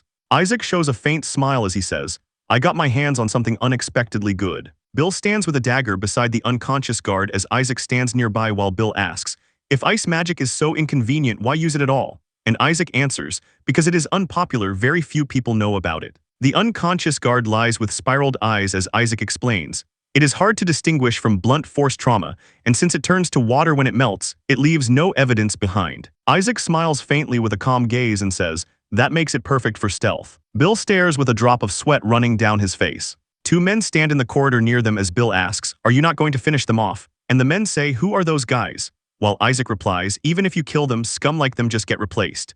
Isaac steps forward with his arm extended while Bill adds, "But will they just end up doing things like this again?" And Isaac says, "That is why I am keeping them alive." The 2 men stand jerked backward as a force strikes them in the corridor. Isaac narrows his eyes and says, "I am only going to kill just one person." A foot stands pressed against the stone floor as it advances. Bill looks forward with a tense expression while Isaac stands beside him. Isaac and Bill face forward in the corridor as a man stands approaching from the darkness. The approaching Nears turns his head and says, "You guys." Bill's face tightens in shock as he shouts, "Nears." Nears looks ahead with a calm expression as Bill says, "Young master, that man is the leader of the bandits. He is a lunatic who tears people apart with his bare hands." And Nears replies, "Is that so?" Isaac smiles slightly while holding the swirling sphere and says, "Well, that saves me the trouble of hunting him down." The glowing sphere forms into a large bright mass of condensed water. Isaac raises one finger as a large sharp ice crystal forms above him. A large ice crystal flies toward Nears in the corridor. The sharp ice tip stands close to his face as his eye widens in focus.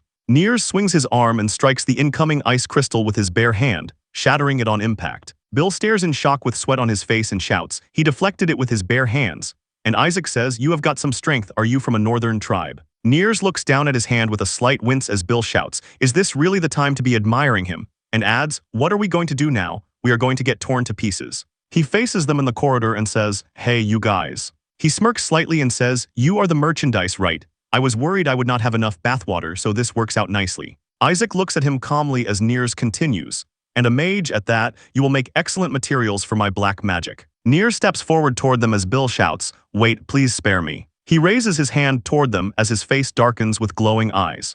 Bill clutches his head and screams, I am just a normal human. Niers's hand reaches toward Bill's face as Bill sweats and flinches. Bill's eye widens in fear as the hand stands close to his face. A sharp ice spike is lodged through his chest while he stands slumped as the two figures watch from a distance. The ice spike remains lodged through his body as Bill stares and says, the ice he deflected earlier. Isaac holds his hand thrust forward as cold surrounds him. Blood sprays from Niers's mouth as he grimaces with a pained expression. He lies collapsed on the ground as Bill stands nearby holding a knife and Isaac calls out, Bill. Bill stands facing Isaac while holding his knife as Isaac says, from now on you are the leader of this place. Isaac looks directly at Bill while speaking and says, you know what you need to do, right? Bill stares down with sweat running down his face. His hand grips the knife handle tightly as the blade glints. Bill stands forward in the corridor near the fallen body. Isaac stands still looking forward. He closes his eyes and states that anyone can end up doing things they never wanted to do. Annette and Isaac stand facing each other in a room as a voice states that at least once in their life it happens to everyone. A blood-stained hand hangs at his side as she states that you probably will not be able to take it back or erase it, and that it will haunt you and leave a mark for the rest of your life, young master. She wipes the blood from the hand with a cloth as a voice states that you are left with only two options. Broken shards lie scattered on the floor as she states that you either suffocate under the weight of that guilt. Annette gently holds his hand and wipes it as she continues, or you struggle to live on for their sake as well. He looks to the side as light surrounds him. Annette kneels while holding his hand and Isaac states that back then Annette, burdened by the guilt of losing her friend Clara, must have given him that advice. Isaac stands facing forward in a dim corridor while someone in front calls out Bill, and he says, give me some water, you bastards, and states there is no need for me to hear the same advice twice. A carriage wheel rolls along the ground. Two maids sit in a carriage as one leans forward with her head lowered while the other looks ahead. Annette stares forward sharply. She walks alone toward a large castle under a starry sky, as he says that in this life Annette will not lose her friend. A maid smiles while holding a cloth and says, did you hear? And adds, the nobles from the south are looking for women from out of town. Three maids sit around a table as one asks, why? And another says, apparently the women in the south are ugly, and adds, so they are looking out of town to find pretty women to marry. A maid turns to the side while speaking to another maid sitting across from her and says, wow, Tilda, should I try going to the south too?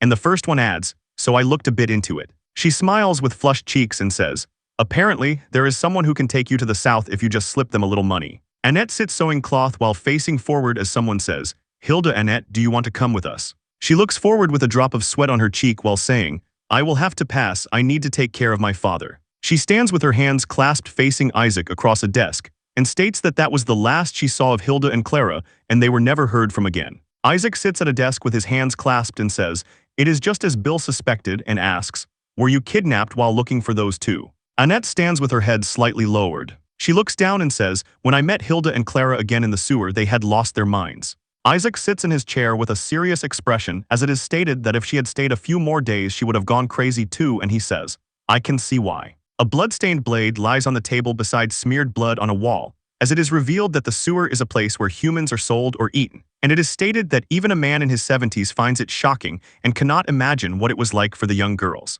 Annette stands in front of the desk facing Isaac as she says, actually, I could have run away at any time. She looks down and says, the iron gate that locked me in was broken. In the memory, Annette grips the bars of an iron gate while staring forward through them. She looks to the side and hears soft sobbing sounds. Annette stands facing an iron gate while another maid sits behind the bars with her head lowered. Annette's face tightens as she says, maybe if I stayed a few more days. Her hand grips the metal door as she says, I leaving Clara behind. Isaac narrows his eyes while looking down in silence. Annette stands with her hands clasped and looks ahead as she says, I would have ended up killing my friend with my own hands too. She leans toward the desk as Isaac says, it must be difficult recounting those memories, and thanks her for telling him while she replies, well. She rests her hand against her chin in thought as she says, "There is one thing that bothers me," and he asks, "What is it?" Two maids sit close together as another maid faces them and says, "When the bandits were sending us back to the mansion, Clara and I were happy, but Hilda was different." Hilda bites her thumb while trembling while saying, "No, if I go back to the mansion." Annette stands with a tense expression as she says, "If Hilda goes back to the mansion, she will die," and adds, "Yes, it did not seem like she was simply afraid of being punished." Isaac rests his chin on his hand and says, "I think I understand for now, I will look into it." Annette stands politely in front of the desk as she says, "Rosa said something." She smiles softly with her eyes closed and says, "She thinks the reason the bandits suddenly let us go might be because of you, young master." Isaac sits with his arms crossed and she says, "Nonsense, right?" While he thinks, she is a perceptive maid. Annette blushes slightly and says, "But it somewhat makes sense because the only person who would pay attention to maids like us is you, young master." Isaac sits with his arms crossed and looks to the side. His blue eyes widen slightly as his gaze sharpens. He turns his head toward Annette and calls out to her. Isaac sits at the desk with a faint smile and says, "Thank you, I appreciate it." He rests his hand on the desk and says, "And, never mind, let's talk more later," while Annette stands with a confused look and says, "Yes, I will take my leave now." The door stands slightly open. Isaac thrusts his arm forward across the desk. He tilts his head slightly with a faint smirk. Annette stands as a blue glow shines from her back while he states, "I have found an unexpected talent, maybe it is worth teaching her magic." The castle stands under a bright sky. Two maids stand facing each other as one asks, "Did you hear about the maids that returned?" Maids talk as one holds a broom and says, "They were originally going to be kicked out, but young Master Isaac took them back in," and adds, "I heard he had a huge fight with the head butler," while a servant walks past carrying stacked boxes. A maid smiles while holding a basket and says, "Why would he do all that just for some young maids?" and adds, "Do not tell me he has something going on with them, he is at that age where he is becoming interested in girls." Bill walks toward an open door carrying boxes. His hand presses against the wooden box as he sets it down. He bends forward as he places stacked boxes down on the floor. A man with a short beard stands with two others behind him and says, "You hear, boss." Two hands rise as small spheres form between his fingers. Bill turns with an annoyed expression and says, "Did I not tell you not to call me boss?" as he is identified as Bill Nears, the criminal group's new boss. In a memory, he stands in a dim stone corridor while facing Isaac as he says, "This sewer is always crawling with vagabonds. Even if we wipe out one criminal group in this environment, another group will just appear soon enough." Isaac raises his hand in front of Bill as he looks forward and hears, "Instead of doing that, is it not better to keep them under my control and manage them?" While Bill thinks, "You have been planning this from the start, that is why you made me sign a contract like that." Back in reality, he grabs his head in panic while saying, "Now, if a conflict or a mutiny arises, will my neck be the first one to get slit?" He sits on the stacked boxes. Bill sits on the box, looks at the men and asks, "Did Nears only plant you guys in the mansion?" As one replies, "Yeah, the previous boss told us to keep an eye on the mansion." He leans forward with a smirk and says, "That guy Nears planting people in noble households. I guess he was not just a crazy bastard." The man turns his head slightly and says, "And the boss always prepared a tribute." Bill looks up with a confused expression and asks, "A tribute? What tribute?" The man stands in front of him and says, "The tribute to be offered to the knights around this time of year." Bill looks ahead with a tense expression as the man says, "The reason we settled down in this gutter was because the knights had our backs." Isaac stands in the room as the moment is set a few days later. He swings his arm while holding a flame in his hand. He thrusts forward as a massive fireball moves ahead. He stares forward with sharp blue eyes and says the fire is a decoy, and the real one is behind it. A large fireball moves forward as a sharp ice crystal follows behind it. The fireball stands close to the wall. He clenches his fist tightly. The ice crystal streaks past at high speed as it moves beyond the flames. A bright icy impact marks the wall as his foot steps forward. Isaac looks forward through the fading frost, as he says my mana circuits increase from 4 to 5 after killing Nears. He looks forward with a serious expression, as he states he needs to practice multicasting different types of magic simultaneously, because with Nears he was just lucky. He recalls a memory as Bill stands beside Isaac holding a knife in a tunnel while Nears stands behind, as it is revealed his familiarity with the area and weaker-looking enemies led him to lower his guard and lose his life. His blue eyes narrow as he stares ahead in silence. He tightens his fist at his side as he states no, he took it. Isaac lies flat on a bed while recalling that before he died Jonas told me many things including information about House Goth's enemies. He lies spread out on the bed staring upward as he states they were all optimized for dealing with mages. He closes his eyes calmly as he states there will not be another lucky break like with Nears. A star-filled night sky stretches overhead as he states he needs to get stronger to protect Goth. Isaac lies on the bed startled as someone calls out, "Young master." He raises up and turns toward two approaching servants and asks, "What is it?" And Hans says, "It is morning, please get up quickly." The nanny looks toward him while speaking and says, "Hands, the young master's clothes." Isaac sits on the edge of the bed facing the nanny as she kneels with a basket, and Isaac asks, "What is going on all of a sudden? Why are you doing this?" While she replies, "What do you mean why?" The nanny lifts a cloth with a smile as she says, "The master has returned." Isaac sits still with a surprised expression as a cloth is pressed against his face. The fabric of his shirt is adjusted and pulled into place. A cloaked figure rides a horse across a bridge toward a large castle with wind swirling around. Count Goth is shown from behind with a sword strapped across his back as Isaac says, "Father is here." Days pass as Isaac buries himself in research, books stacked around the candlelit desk. His pen moves endlessly across the page without pause. The door slowly creaks open as a worn-out man carrying a travel bag and sword steps inside. Isaac freezes the moment he sees the familiar face. Even his father can only stare at him in shock before quietly saying, "Isaac." The two stand face to face in complete silence for the first time in years. Then several strands of Isaac's hair fall beside his feet. Without another word, his father quietly cuts away Isaac's hair. The scissors slide through the strands as he calmly says that if Isaac wishes, it will be painless. Isaac's eyes narrow slightly as he listens in silence. Meanwhile, his father continues trimming his hair with steady hands. The room falls quiet again before he finally asks, "Is this what you truly desire?" Isaac answers without hesitation, "Oh yes." His father quietly says he understands. Then he leans closer and tells Isaac that this will be the last time their paths cross. A faint smile appears on his face as the two remain only inches apart. His father quietly walks out of the room and tells Isaac, "I will go ahead." Standing alone in the room, Isaac hears one final message. When the time comes to meet again, he must leave all regrets behind. The scene shifts as sunlight pours through the mansion library. Isaac sits silently and admits that this is the first time he has seen his father since that day. Across the desk, Count Goth reads through a report in silence. Without looking away from the paper, he asks if the rumors are true about Isaac treating the children in Black Goose Village. Isaac asks if Schiller told him. Count Goth calmly replies that he thought he misheard it at first. Isaac lowers his gaze slightly and says it was only luck. He calmly explains that he only recognized the illness because he once read about a rare case of pneumonia with the same symptoms. Count Goth stays silent while slowly tapping his finger against the desk. Then, without pressing the matter any further, he asks how Isaac's condition has been lately.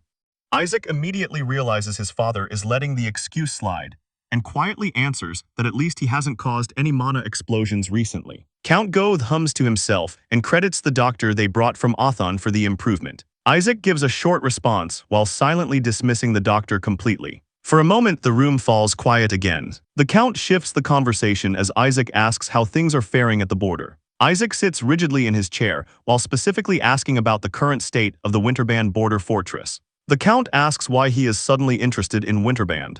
Isaac calmly replies that as a member of the Goth family, he'll have to go there someday anyway. He explains that the fortress is the same as always. Endless snow, monsters, and knights fighting along the frozen border.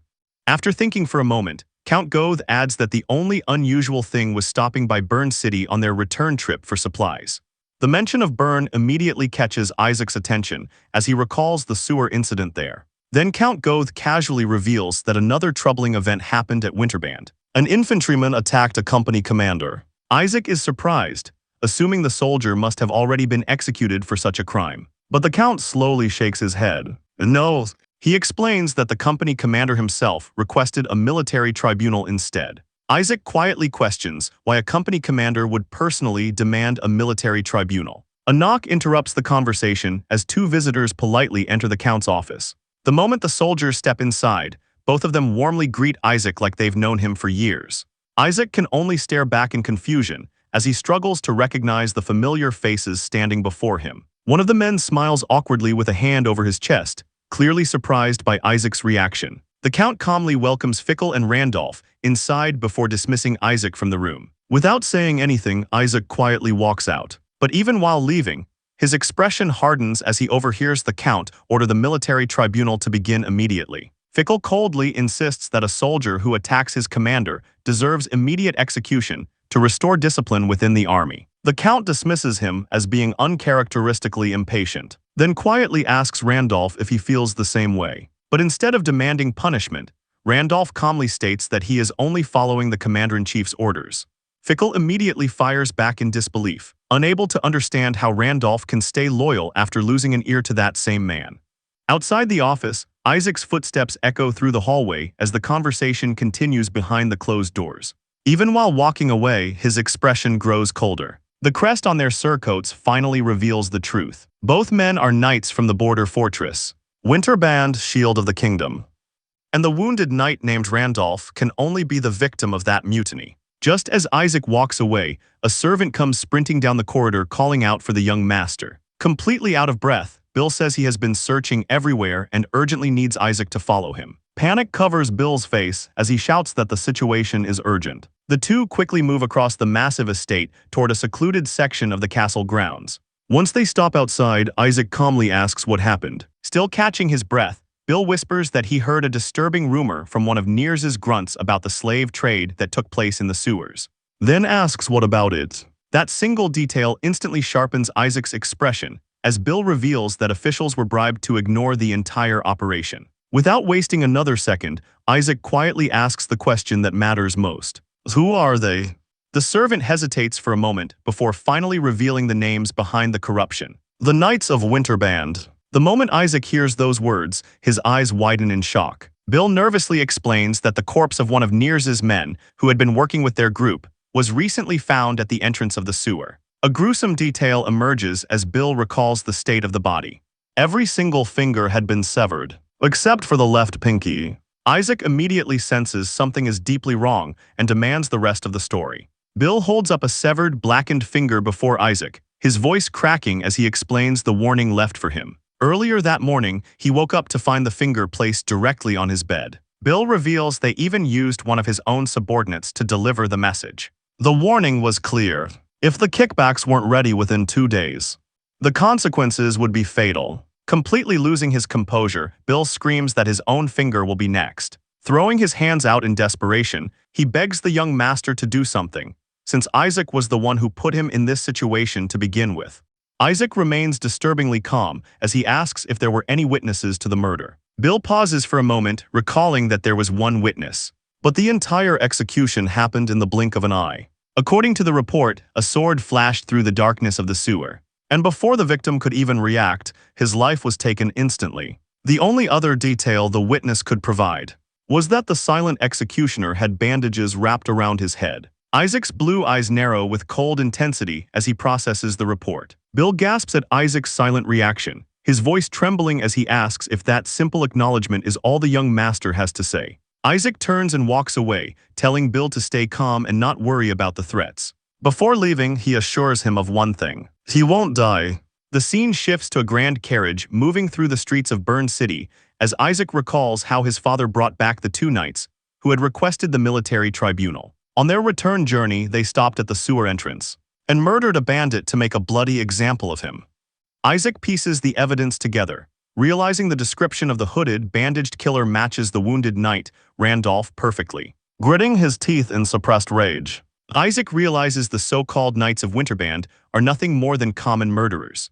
Looking at their crest, Isaac understands that if the rumors are true, these men are not the kingdom's shield. They're a disease that needs to be eradicated. A dungeon guard jumps at the sound of heavy footsteps approaching. The guard quickly stands at attention as Isaac enters the stone corridor. Young master, what brings you to the dungeon? Isaac stares ahead with cold determination as he asks about the death row prisoner imprisoned for mutiny.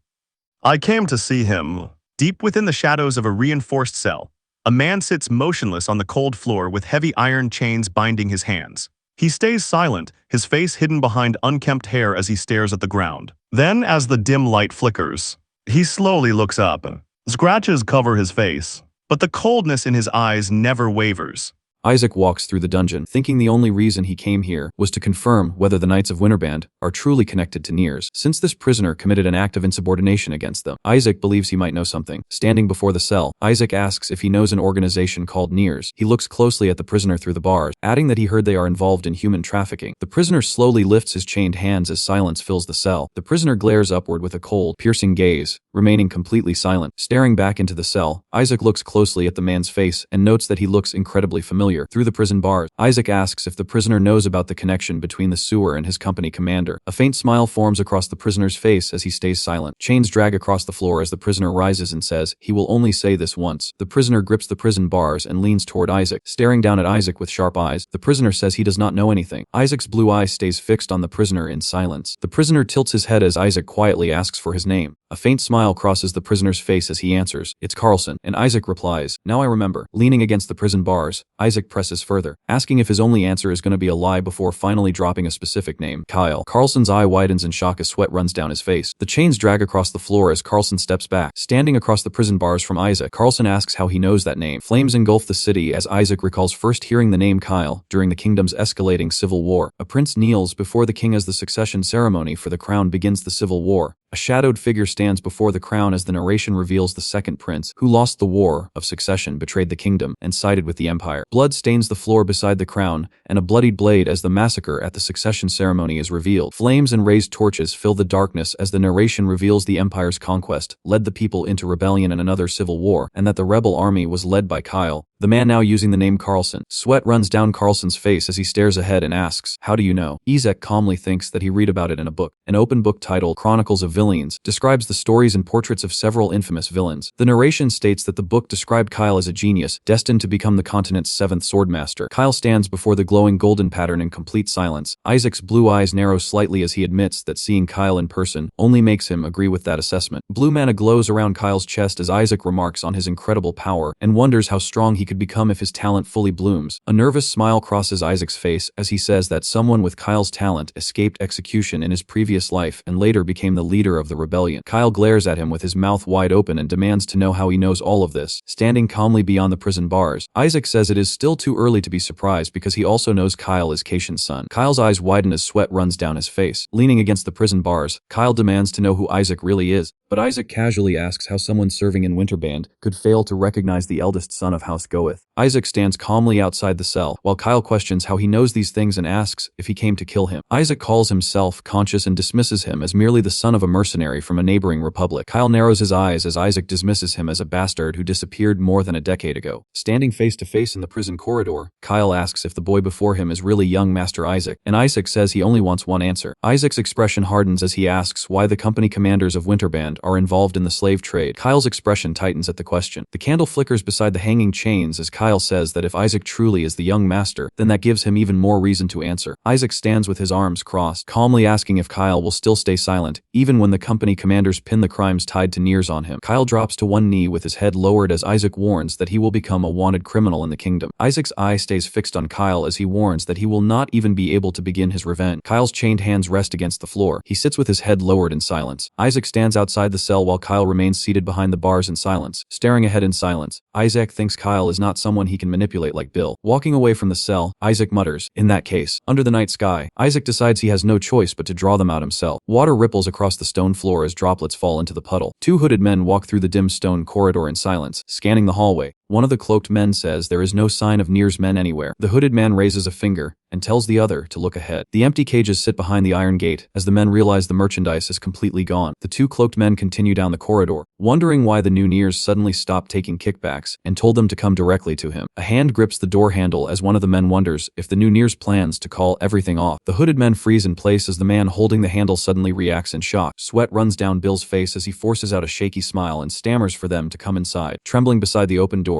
the nervous Bill bows slightly and gestures for the cloaked men to enter. The two hooded men stare toward the doorway, wondering if he is one of Niers' subordinates. Still shaking as he holds the door open, they notice he does not seem to be carrying any weapons. The hooded men exchange a silent glance. With weapons now drawn, the two cloaked men walk deeper into the dark hallway. The bearded man stares forward cautiously. A lone candle flickers across the table while a dark-haired boy sits in silence with his arms crossed. The hooded man smirks beneath his cloak and asks if he is the new boss of Niers, warning that calling them out without even a greeting must mean he has 9 lives. Sitting silently with his arms crossed, Isaac gives no response. The hooded men flinch in surprise as a voice suddenly asks if it can ask one thing. Staring toward the candlelit table, the cloaked men freeze as one of them realizes the voice sounds like a child, and Isaac asks why they did it. Isaac rises from the table beside the flickering candle. Sweat runs down the hooded man's face as shock spreads across his expression. One hooded man drops to a knee, while the other stares at him in alarm. The sweating man shouts at his companion, demanding to know what he is doing, and ordering him to kneel. The hooded man trembles in disbelief as his companion asks if he truly does not know know who the person before them is. A figure steps into the room and says it is nice to see them again. Isaac leans against the table with a faint smile and asks, "Shall we have a cup of tea, Sir Fikel, Sir Randolph?" Staring at him in disbelief, the hooded men recognize him as young Master Isaac. Snow pours down around a cabin standing alone in the forest. A hand drops a heavy bag onto the table and asks how much money is inside. Inside the cabin, Fickle praises Niers for knowing how to make money. Holding up a gold coin with a grin, Randolph says they'll have enough food and firewood for the month. Fickle smirks and says they can finally replace their rusty swords while keeping some extra pocket money too. Gold coins spill into an open hand as he says it's Fickle's share. A boot steps across the floor toward the doorway. The two men freeze as a voice orders them to stop. Kyle stands in the open doorway and calls out, "Fickle, Randolph." Randolph's hand tightens around the money bag as Kyle brings up the conversation they were just having. Frowning at them, Kyle asks what exactly they think they're doing. Tea ripples inside the cup as Isaac quietly says he understands their reasons too. The three men sit around the candlelit table while Isaac says his father is upright but lacks flexibility and resourcefulness. Snow falls behind Isaac as he says his father is the shield protecting the north, nothing more and nothing less. The two men sit silently while Isaac says they respected his father for that, but they still couldn't just stand by and watch the soldiers die. Arms crossed, Isaac says they extorted money from the bandits because they had no other choice and needed to cover the supply shortages for House Goeth. Fickle quickly admits that Isaac is right. Lowering his head, Isaac says he will now deliver his verdict to Fickle and Randolph. Isaac's blue eyes stare forward in silence. The two men freeze as Isaac sentences them to death. Still seated at the table, Isaac says his father would reach the same judgment and send them to a military tribunal. Fickle slams both hands onto the table and shouts at the young master, asking if he still doesn't understand even after hearing their story. His expression twists as he says Isaac could never understand. Fickle bitterly asks Isaac whether he has ever truly known hunger, lost limbs to frostbite, or watched comrades die because their dull swords failed them in battle. Isaac calmly answers, "No." Then he rises from his chair and says Fickle has endless excuses, but none of them explain why civilians were kidnapped. Fickle immediately tries to shift the blame onto Niers, insisting that Niers acted alone. Standing across the table, Isaac coldly asks whether Fickle is claiming he himself never crossed the line like Niers did. Isaac's sharp blue eyes narrow. After hearing that, Fickle's face tightens with shock and anger. Fickle clenches his fists, saying he never should have expected a spoiled brat like him to understand their suffering. Randolph sits frozen in shock while Fickle yells at him to get up, declaring that they are the swords of Goeth. Gripping the hilt of his sword, Fickle says that if it's to protect Goeth, he's prepared to cut down anything in his way. Isaac stands motionless as a sword points straight toward him. Sweat runs down Fickle's face as he tells him to think carefully, while Randolph asks if he is serious. Holding the sword upright, Fickle argues that His Excellency still has young Master Jonas, and calls Isaac a ticking bomb that should be eliminated. Isaac stares back at him in complete silence. Blue energy flickers around the sword as both of Fickle's hands tighten around the hilt. Blue aura swirls around Fickle's legs as he steps forward with his sword drawn. Isaac's eyes narrow slightly as he quietly reacts. Surrounded by blue aura, Fickle lowers his stance and prepares to use his power. Fickle grips the sword tightly while blue aura streams around his body. Sweat covers Randolph's face as he stares at Fickle and wonders how things ended up like this. Remembering the past, Randolph watches Fickle smiling with a bag in hand while thinking that it all started for Goeth. With his hands resting at his sides, Randolph questions whether what they are doing now is really still for Goeth. Blue aura fills the room as Fickle stands with his sword pointed at Isaac. Randolph's lips tighten in the middle of the tense silence. Facing Fickle, Randolph calls out, "Company Commander Fickle, didn't you say this once?" In the snowy memory, Randolph stands beside Fickle and repeats, "If you are the sword, I am the shield." A guard escorts a restrained man through the doorway as Randolph recalls that Carlson once said this too. Carlson stares back coldly and says that a sword able to cut through anything without breaking is a masterpiece. Randolph grips the hilt of his sword and quietly adds, "However." Randolph points his sword toward Fickle and warns that a masterpiece with a will of its own becomes a demonic sword. Fickle stares at Randolph in confusion as Randolph jumps onto the table, and Fickle demands to know what he is doing. Fickle's sword crashes against Randolph's blade in a violent burst of sparks, leaving him stunned. Locking blades with Fickle, Randolph admits he only realized the truth after his ear was cut off. Sweat runs down Randolph's face as he screams that Carlson was right about Fickle. Fickle's eye twitches in shock. Their swords grind against each other as Fickle shouts that Randolph has lost his mind and warns that his head will fly off. Randolph forces his sword forward through the clash and says that even that must be their karma. The two swords scrape against each other in a burst of sparks as Randolph tells Fickle to be honest. Randolph charges toward him while bringing up the money. Pointing his sword toward Fickle, Randolph asks if that money was really used only for the territory. Sweat runs down Fickle's face as he stares forward in shock. A spray of blood bursts across the frame. Someone holds a blood-stained cloth in the foreground while Isaac, sitting nearby, says that was why Carlson drew his sword. With a troubled expression, Randolph reveals that when Carlson found out, they first intended to silence him and at least leave him injured. Isaac crosses his arms and tells Randolph that he still lost to Carlson. Lowering his gaze,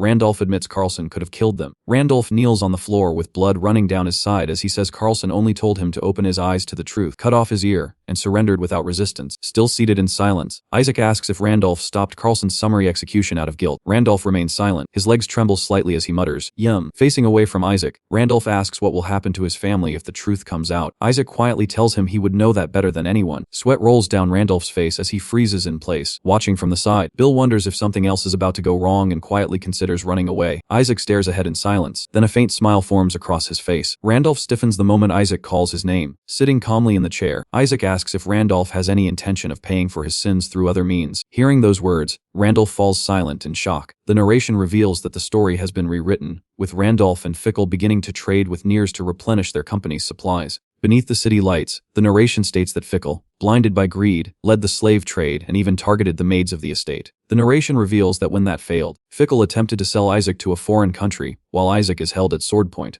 A sword cuts across the frame as the narration turns to the one who stopped him. Randolph stands over the fallen Fickle with his sword drawn as the narration names him the loyal knight who stopped Fickle. A severed head hangs beneath the wooden gallows as the narration states that all the sins were pinned on Fickle. A hooded man stands beneath the gallows, staring up at the hanging head. Randolph looks up in silence, his eyes fixed upward. With townspeople in the foreground, Randolph walks away down the street. Two figures sit across a table beside a lit fireplace. Sipping from his cup, Isaac remarks that even if the two company commanders were corrupted by greed, the catalyst behind their desperation remains undeniable. A worn sack and a few scattered potatoes illustrate the harsh reality facing House Goeth, where a lack of supplies has become a serious problem. As snow falls beyond the walls, the narration explains that House Goethe defends the northern border for the royal family and survives on an annual shield tax as its main source of income. Across a desk covered in documents, the discussion turns to how that income has been steadily decreasing. Holding a pipe in thought, Count Goethe notes that House Goethe cannot complain about the decline or attempt to accumulate wealth. Flames rise around the pipe as he reveals the reason: the mad mage Zeke von Goethe, who once reduced the royal capital to ashes for reasons lost to history. A city burns beneath the flames as the narration calls it, the karma left behind by their ancestor Zeke von Goethe. The king kneels before the emperor while the narration explains that, when no one in the kingdom could stop Zeke, he was ultimately executed by the imperial knights. Holding his teacup, Isaac listens as the explanation continues that the kingdom became a vassal state of the empire after that incident. A snowy castle stands beyond the barren northern landscape as the narration reveals that House Goethe avoided execution, lost its ducal status, and was banished to the north as a mere county. Setting his teacup down, Isaac hears that any attempt by House Goethe to accumulate wealth would be seen by the royal family as treason. Frozen bodies lie scattered across the snow as the narration states that maintaining the current system, despite the shrinking budget, remains the safest choice. Isaac parts his lips and quietly begins to object, saying, however, perhaps. Facing his father across the room, Isaac suggests that all of this might simply be a hasty assumption. His father's eyes narrow at the remark. Looking directly at him, Count Goethe asks if he is implying that the royal family would leave them alone if they tried to build up wealth.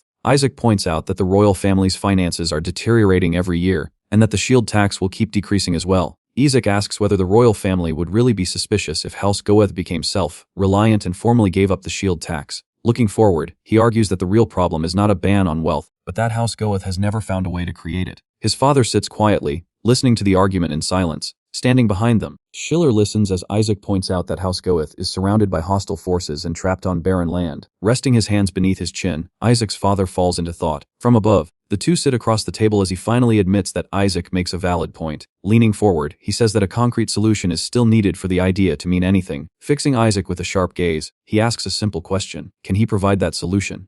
Isaac falls silent for a moment, considering the question. Extending a hand, he declares that they must begin by cutting ties with the old church. Seated upright with both hands spread wide, Isaac presents the idea directly. Leaning forward, he argues that as long as House Goethe remains bound by the old church's doctrines of asceticism, it will never be able to build wealth. His father repeats the proposal and warns that the Vatican will not simply stand by if they sever those ties.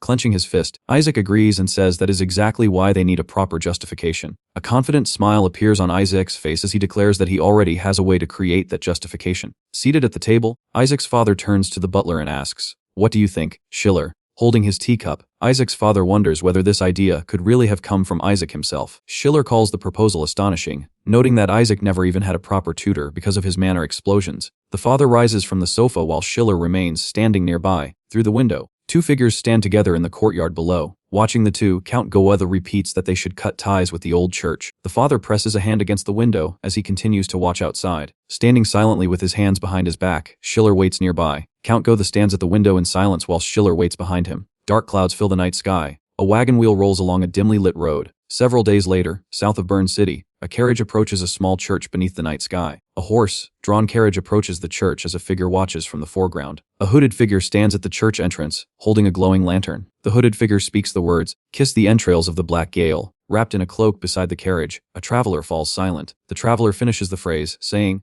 "And joy shall toy with you." The hooded figure listens from the church doorway. As the carriage door swings open, the hooded figure orders them to bring forth the gift. Two cloaked figures escort a bound white-haired boy out of the carriage. Ropes wrapped around his body, the boy stumbles forward. Facing the lantern-bearing figure, the traveler asks if the boy is truly the promised sacrifice.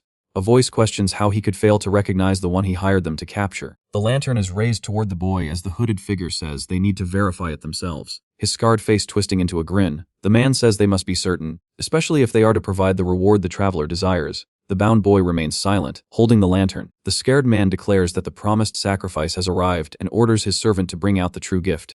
The church doors open as the servant says the goddess of fire will gladly accept it. The traveler waits in front while the bound boy stands behind him. An elderly woman emerges from the church with a cane, answering, "As the goddess wills." The elderly woman heads inside as a cloaked attendant tells the group to follow her. A bead of sweat runs down the traveler's face as he lets out a quiet breath. Crossing his arms and glaring ahead, Bill mutters, "Disgusting bastards." Bill urges the group onward as the boy stands between two hooded figures.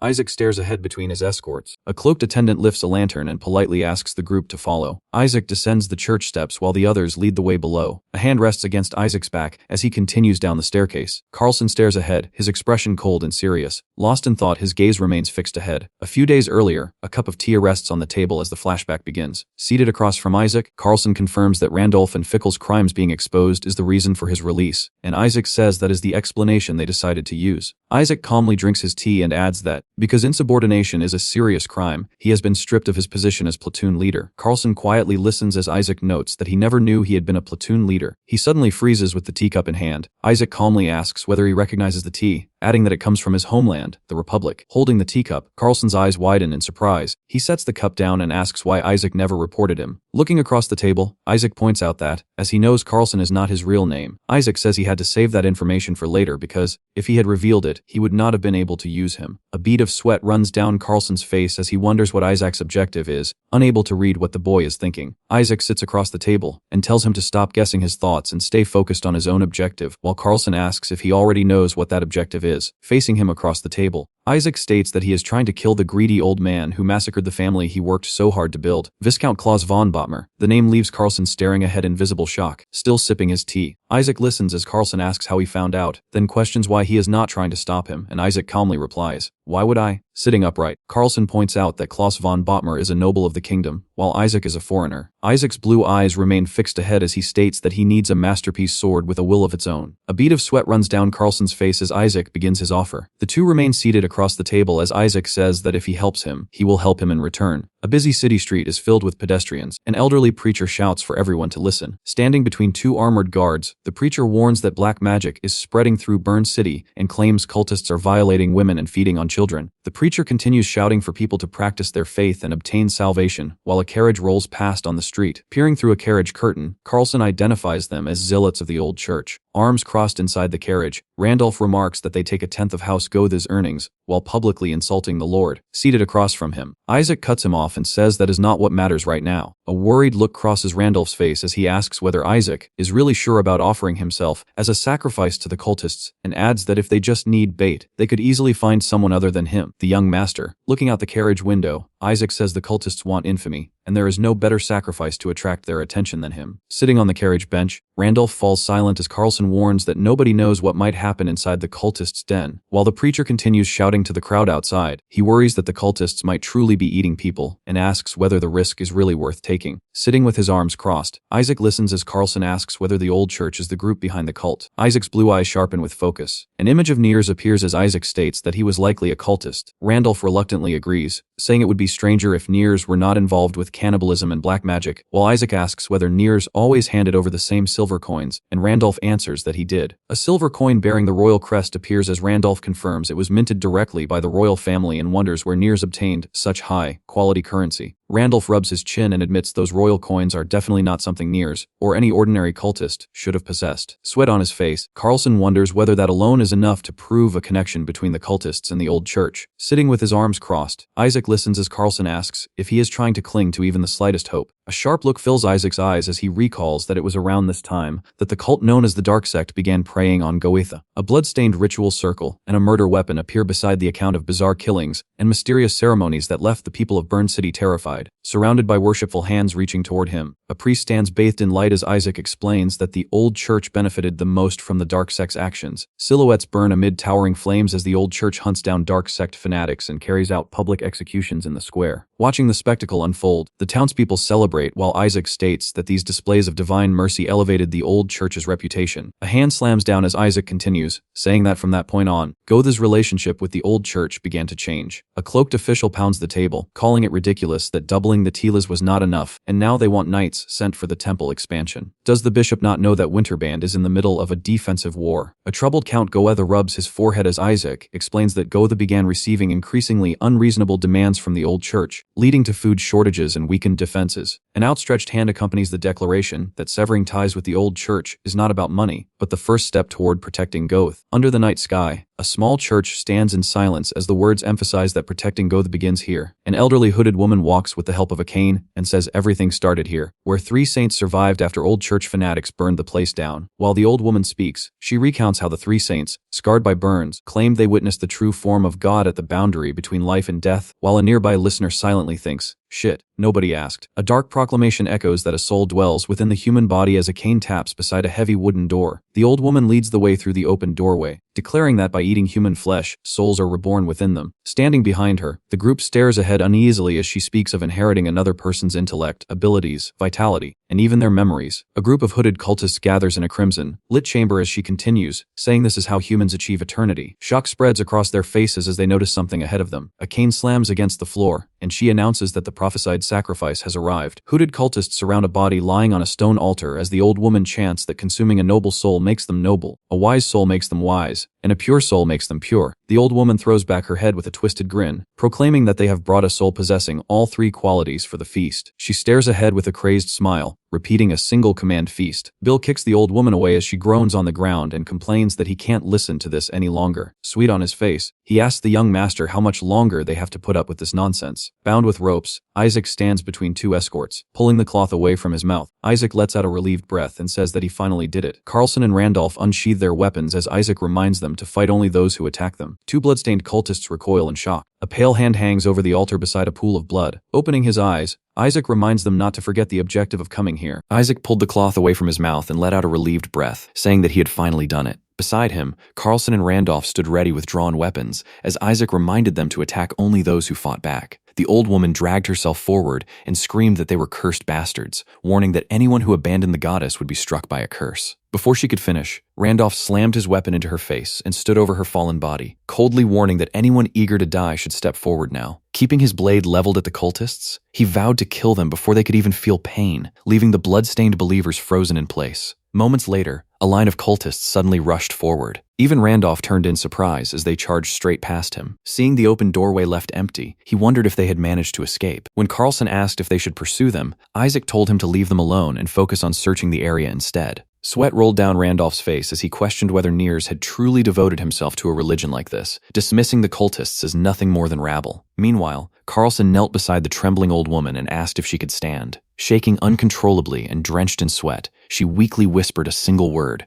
calling out for honey. Looking around in panic, she begged not to be hit, leaving Carlson visibly surprised. Standing nearby, Bill muttered that she seemed to have gone senile. Still trembling, the old woman pleaded for mercy and repeatedly called out to a subdeacon. Leaning down with a gentle smile, Isaac asked where her home was. Soon after, the group arrived at a modest house in the slums south of Burn City. Opening a chest inside, the 3 men were stunned to discover it overflowing with silver coins, prompting one of them to call the discovery unbelievable. The massive fortune left them wondering how an old woman could possibly possess so much money. While the old woman rested in bed, someone pointed out that the underground hideout had been filled with corpses, yet she had hidden a fortune in her attic. Standing beside the chest, Carlson questioned whether the silver coins truly belonged to the royal family, only for another man to abruptly smack his companion. Isaac remained silent as his expression turned serious. Holding up a silver coin marked with a crowned lion, he stated that there was no mistaking the seal of the royal mint. With this, he realized they had finally obtained evidence connecting the group to the old church. As Isaac folded his arms in thought,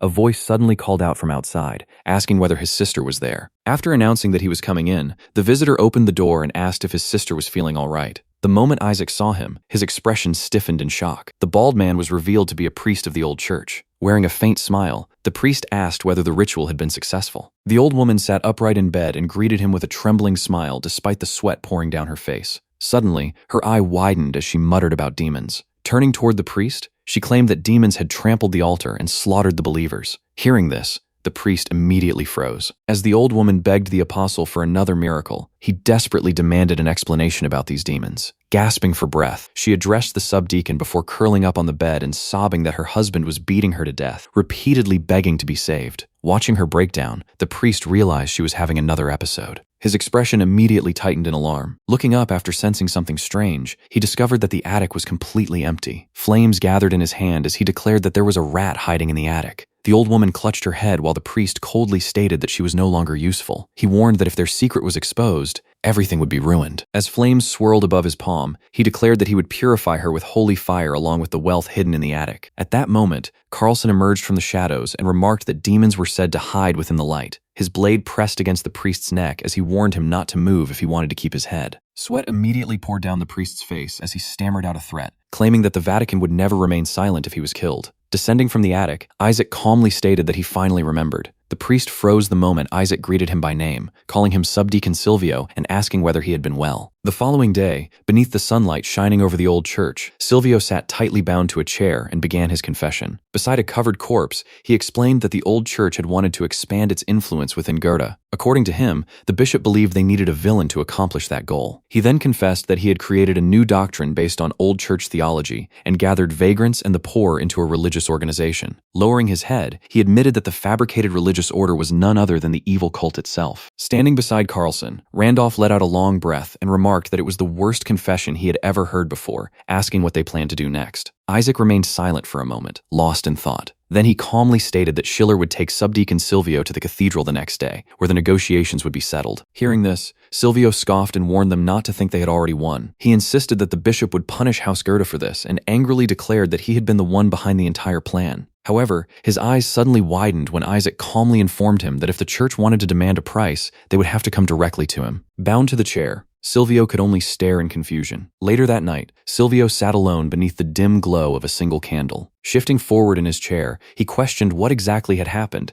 and wondered if everything had truly collapsed overnight because of that child. Across from him, Isaac stood silently with an unreadable expression. Still tied to the chair, Silvio struggled against the ropes and let out a pained groan before laughing bitterly and calling Isaac the spawn of savages. He warned that divine judgment would come for their sins, then lowered his head and muttered that the bishop would punish House Goethe along with the wicked pagans. His fury only continued to grow as he vowed to punish every last one of them himself. Then his eye suddenly widened in horror. A wooden shard had pierced straight through his chest. Staring at it in confusion, he watched as a hooded figure slowly approached. The mysterious figure remained silent beneath the hood before eventually turning toward the exit. Standing in the doorway with a lantern, Isaac asked if he was leaving already. The figure immediately froze when Isaac called out to him. Isaac smiled faintly and remarked that it was a shame, considering how long it had been since they last met. The hooded figure remained motionless as Isaac addressed him by name, Bishop Livonius. Sometime earlier, beneath the night sky, a group quietly made its way through the darkness toward a church where several armored figures had already gathered. Watching from a nearby tree, Carlson said that if the young master's suspicions were correct, those people belonged to the old church. Randolph added that they had likely come to silence the witnesses after realizing their plan had gone wrong. As they watched the hooded man standing near the church, Carlson admitted he couldn't believe the young master's claims had actually been true. Randolph fell silent before quietly repeating, "The old church." Frowning, he explained that they had accepted all that money from Niers, insisting that neither he nor Fickle had known the full truth. Sweat rolled down his face as he corrected himself, admitting they hadn't been completely unaware. They knew it was dirty money and simply chose to look the other way. Carlson stood up and warned that now Randolph knew the truth. He shouldn't end up like Fickle. He reminded him that he still had a family to protect, leaving Randolph visibly shaken. Clenching his fist against the tree, Randolph quietly admitted, "I do." Carlson simply looked toward the church and told him they should focus on the mission, pointing out that there were 13 enemies in total. Drawing their swords, the two decided to eliminate all 13 before they could interfere with the young master. Inside the blood-stained room, a voice remarked that it had never expected to find someone like Bishop Livonius there. The hooded figure then noted that the bishop didn't seem surprised to see him. Smiling calmly, Bishop Livonius wondered whether the Margrave's son was truly that exceptional, despite his young age. Suddenly, Isaac narrowed his eyes and calmly dodged a wooden stake flying toward him. The stake buried itself deep into the stone wall behind him, covering it with cracks. Holding an open grimoire, Bishop Livonius listened as Isaac pointed out that the attack had been cast with phase shift and asked whether that power came from the formula written inside the grimoire. Facing the bishop, Isaac admitted he was surprised that he had chosen to appear in person before asking why he looked as if he had just found a gold coin. The bishop replied by asking if he really looked that way. Looking down at Subdeacon Silvio's body, he claimed he was actually mourning, saying no one would have expected Silvio to succumb to evil so easily. Taking out another wooden stake,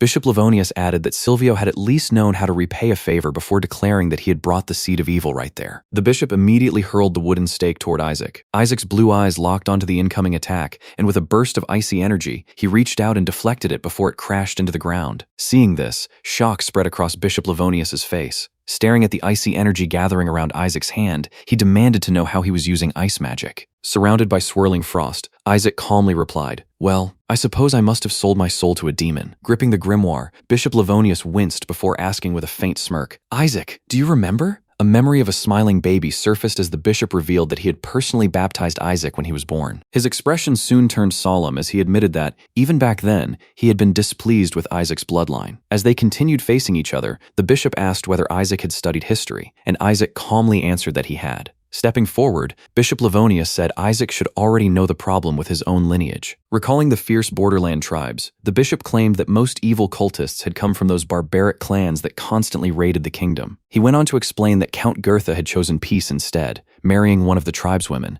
and that union had eventually led to Isaac's birth. Holding the grimoire tightly, Bishop Livonius declared that such an unholy union had defied God's will and insisted Isaac had been cursed from birth because of it. Standing still with the lantern in hand, Isaac listened as the bishop declared that he should never have been born. Isaac met the accusation with a calm expression, remarking that those were harsh words, especially coming from a bishop. A faint smile appeared on Bishop Livonius's face as he asked, "Did you know?" Picking up another wooden stake, he explained that weapons like these were commonly used in evil cult sacrifices, calling the practice truly barbaric. Holding the stake with a sinister smile, the bishop declared that Isaac would die at the hands of those so-called evil cultists. He believed Isaac's death would erase the union between Count Goethe and the borderland tribes and finally purify the land. With a violent swing, Bishop Livonius unleashed a barrage of wooden stakes toward Isaac. Blue streams of ice swirled around Isaac as he raised a hand and instantly created countless sharp ice shards. The ice shards shot forward, shattering every incoming wooden stake before any of them could reach him. Watching his attack fail, Bishop Livonius realized Isaac wasn't relying on ice alone. He was accurately sniping every flying stake with incredible precision. The bishop's words stirred an old memory as a wooden sword clashed during a training session. Lucas easily knocked the young Isaac to the ground, leaving him wincing in pain. Breathing heavily, Isaac admitted he couldn't continue for the day, prompting Lucas to casually ask if he was already exhausted. Sitting on the floor, the young master complained that it already felt like an hour had passed. Lucas, however, praised his progress, pointing out that he had managed to block 5 of his attacks today, whereas he couldn't block even 1 before. Grabbing Lucas's hand, Isaac smiled and credited all of his improvement to him, calling him an excellent teacher. Curious, Isaac asked why someone with Lucas's skill had never become a knight and had instead chosen to stay by his side. Lucas simply brushed it off, saying he was only decent with a sword. Looking at him with a calm smile, Lucas explained that the truly remarkable thing wasn't his swordsmanship, but the young master's imagination. Back in the present, another flying wooden stake burst apart as Isaac intercepted it with perfect timing. As Lucas's words echoed in his mind, Isaac couldn't help but wonder why he was remembering them at this exact moment. Seeing Lucas's smiling face in his memory, he finally realized what those words had truly meant. He recalled that being trapped alone in that room had sharpened his mind because he had been completely cut off from the outside world. The memories continued as he remembered mentally, sparring with Lucas countless times, practicing magic he couldn't yet use, and constantly imagining an impossible future. Remembering everything he had endured, Isaac realized those countless experiences inside his imaginary world were what had shaped the person he had become, even as another wooden stake raced toward him. Tracking the incoming attack with perfect precision, Isaac thrust out his hand and shattered another flying stake the instant it reached him. Keeping his stance steady, he silently thanked Lucas for being a truly great teacher. By this point, Bishop Livonius had almost run out of wooden stakes. Looking toward him, Isaac asked if this was really the end, adding that a bishop relying on a grimoire just to throw wooden stakes was far from anything divine. The bishop fell silent, a bead of sweat rolling down his face as Isaac's words visibly shook him. Breaking the silence, he admitted that he had deliberately avoided using the authority granted to him directly, so he wouldn't leave behind a unique pattern. Dropping the grimoire onto the ground, he declared that he had no other choice now. Blue energy gathered in the bishop's hand as he calmly said, "Behold." Without taking his eyes off him, Isaac watched in silence as the bishop declared that this was the authority bestowed upon him. The bishop then raised his hand and summoned a massive blue flame above it, proudly calling it holy fire. Seeing the blue flames, Isaac quietly repeated, "Holy fire?" The bishop proudly declared that holy fire was a flame of purification beyond the reach of ordinary mages and confidently claimed that Isaac's ice crystals would disappear in an instant. But before he could do anything, the bishop suddenly froze as Isaac calmly asked, "Are you talking about this?" Holding the same blue flames above his own hand with a faint smile, Isaac left the stunned bishop stammering, "How are you?" Standing before him, the bishop demands to know how Isaac created holy fire, but Isaac calmly replies that he simply created a flame and condensed it twice. His answer only infuriates the bishop, who accuses Isaac of mocking him and insists that authority doesn't work that way. Holding the blue holy fire above his hand, Isaac says that may be true for the old church's authority, but it seems he's a heretic. Still holding the blue flames, he reveals that his magic is parallel magic. The blue flames transform into a violet blaze. As Isaac explains, that's what makes something like this possible, leaving the bishop completely stunned. Sweat pours down the bishop's face as he mutters that it's impossible and questions how such an authority could ever be granted to someone from what he calls a filthy, savage bloodline. Isaac simply smirks and replies that perhaps God likes him more. The bishop's body trembles uncontrollably as he stares at the flames in Isaac's hand and cries that it's blasphemy. Shouting that he has trained his authority for decades, the bishop unleashes a massive stream of blue holy fire. Standing calmly before the attack, Isaac remarks, "Decades, you say," before raising a single finger toward the oncoming flames. A towering violet blaze tears straight through the bishop's holy fire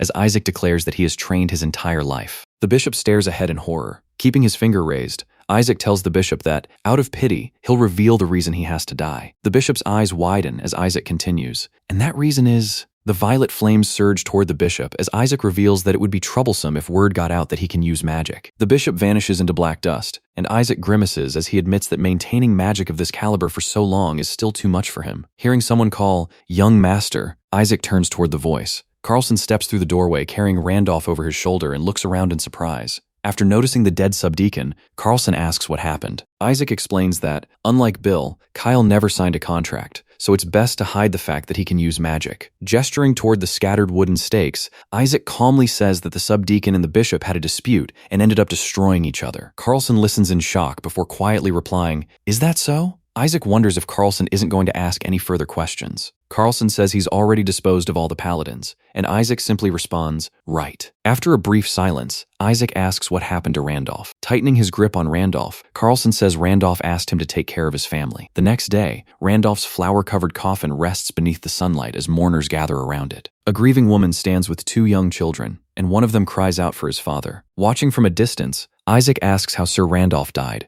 saying they should at least tell his family. Carlson quietly replies that the paladins were highly skilled. He then admits that Randolph still could have survived if he had done his best. Isaac falls silent before asking whether Carlson is saying he deliberately held back. Carlson answers that he had to remain nothing more than an ordinary soldier until the day he killed that man. Isaac asks if he intends to hide his true identity until his revenge is complete, even if it costs the life of a close friend. Meeting Isaac's gaze, Carlson calmly says he's telling him this beforehand. He warns Isaac that if the same situation ever happens to the young master, he'll make the exact same choice again. Isaac asks whether he'd still do that, even while helping with his revenge. Without hesitation, Carlson answers yes, saying he'll reveal his true self only on the day his revenge is complete. Realizing Carlson intends to carry out his revenge, as Kyle rather than Carlson, Isaac quietly replies, "Understood." Standing side by side, the two acknowledge that neither of them has the right to remain and watch the funeral until the end. Later, the discussions with the Vatican come to an end. While riding in the carriage, Isaac informs his father that, in exchange for overlooking the bishop's atrocities, the Vatican has agreed to stop collecting tithes and will no longer send a new bishop. The Count admits he doesn't know how long the Vatican will keep its promise, but for now, Goethe has finally been freed from the old church's influence. Looking at Isaac, he says everything has gone exactly as planned, and with one obstacle gone, it's time to move on to the next phase. He adds that he'll properly praise Isaac once Carlson is present, but first there's something else he wants to discuss, leaving Isaac confused. Lowering his head, the Count admits he never realized how cruel the evil cult's rituals truly were. As the carriage rolls onward, he says he never imagined 13 paladins were involved or that the bishop himself had created the cult and committed such horrific atrocities. Looking at Isaac, he admits he knew so little despite everything that had happened. A painful memory flashes through his mind as he recalls the sickly young Isaac crying in agony while he helplessly asked what had happened to him. Before leaving for Winterband, Isaac had been nothing more than a child struggling with his unusual constitution. Returning to the present, the Count quietly says, "But now," he admits that he can no longer understand what Isaac is truly thinking. As the carriage continues forward, he trails off before saying that he's simply sitting across from Isaac. The Count says that everything he did was for the sake of protecting their house.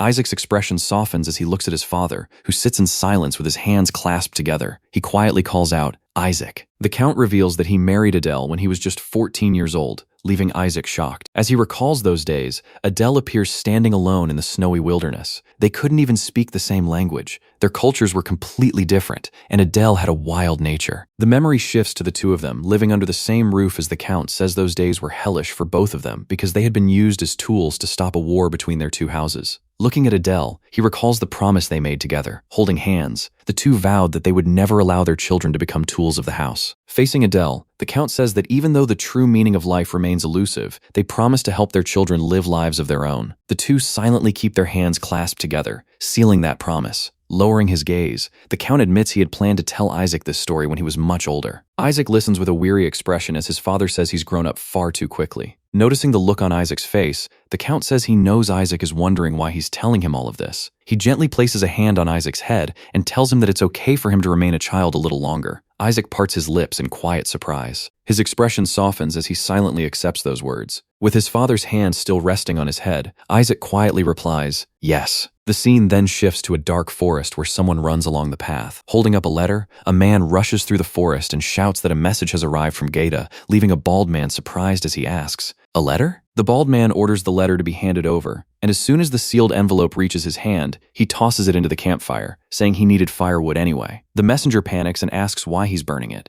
but the bald man watches the letter burn and dismisses it as nothing more than a worthless scrap of paper. His expression hardens in the firelight as he declares that no matter how many letters they send, nothing will change. Staring into the night sky, he firmly declares that those bastards will never become the true masters of this land. Count Godi praised Isaac and Carlson for their hard work before calling them forward to personally commend their achievements. Turning to Carlson first, he asked if there was anything he wanted as a reward. After a brief silence, Carlson respectfully replied that he only wished to continue serving young Master Isaac, leaving Count Godi stunned. Even after being reminded that returning to Winterband could earn him a promotion to company commander, Carlson insisted he would rather stay where his skills were most useful. Count Gotha quietly tapped his fingers against the desk as he considered the request. Accepting Carlson's decision, he asked Isaac if he was comfortable keeping Carlson as his personal guard, and Isaac calmly agreed. The Count officially appointed Carlson as Isaac's guard and rewarded him with 200 denarion, prompting Carlson to bow in gratitude. With Carlson's request settled, Count Gotha turned to Isaac and asked what he wanted. After a brief pause, Isaac calmly stated that he wanted Fickle's land. The unexpected request visibly surprised the Count, who asked if Isaac was referring to Winfeld instead of Fickle's land. The scene then shifted to a training yard, where Isaac and Carlson faced each other with wooden swords in hand. Their swords collided with a sharp clash, and although Isaac managed to block the attack, Carlson's strength still forced him backward. Carlson pointed out that Isaac lacked the strength to hold his ground. As Isaac caught his breath and wiped the sweat from his face, Carlson quietly watched him. Rising with his wooden sword, Isaac listened as Carlson asked why he had suddenly wanted to spar. Driving his sword into the ground, Isaac answered that it was to take hold of Winfeld. When Carlson asked what he planned to do after obtaining Winfeld, Isaac replied that Carlson didn't need to know the details, only that it would help him achieve his revenge. Carlson kept his thoughts to himself as the two raised their wooden swords once again, preparing to continue. Isaac tightened his grip before bursting forward, sending dust flying across the training ground. Their wooden swords collided in another powerful clash, and while blocking the strike, Carlson calmly remarked that they should begin again. As they continued exchanging blows, Carlson observed that although Isaac was said to have never learned the sword, his technique was strangely elegant. Watching Isaac charge across the training ground, Carlson noted that while his style wasn't especially fast or sharp, every attack and defense was executed with remarkable precision. Their swords clashed repeatedly, leading Carlson to conclude that such refined skill should only be possible for someone who had trained since early childhood. However, as Isaac struggled to keep up and breathed heavily, Carlson realized his stamina was far too poor for that to be true. Overcome by exhaustion, Isaac leaned on his wooden sword while trying to catch his breath. Seeing this, Carlson couldn't help but wonder how Isaac's swordsmanship could be so refined despite his weak stamina. Carlson silently watched him with an unreadable expression before tightening his grip on his own sword. Noticing Carlson preparing to move, Isaac immediately sharpened his focus. Carlson suddenly rushed forward and unleashed a powerful sweeping strike. Their wooden swords locked together as Isaac barely managed to block the attack, gritting his teeth while struggling against Carlson's overwhelming strength. Calmly adjusting his grip, Carlson suddenly caught Isaac off guard with a swift kick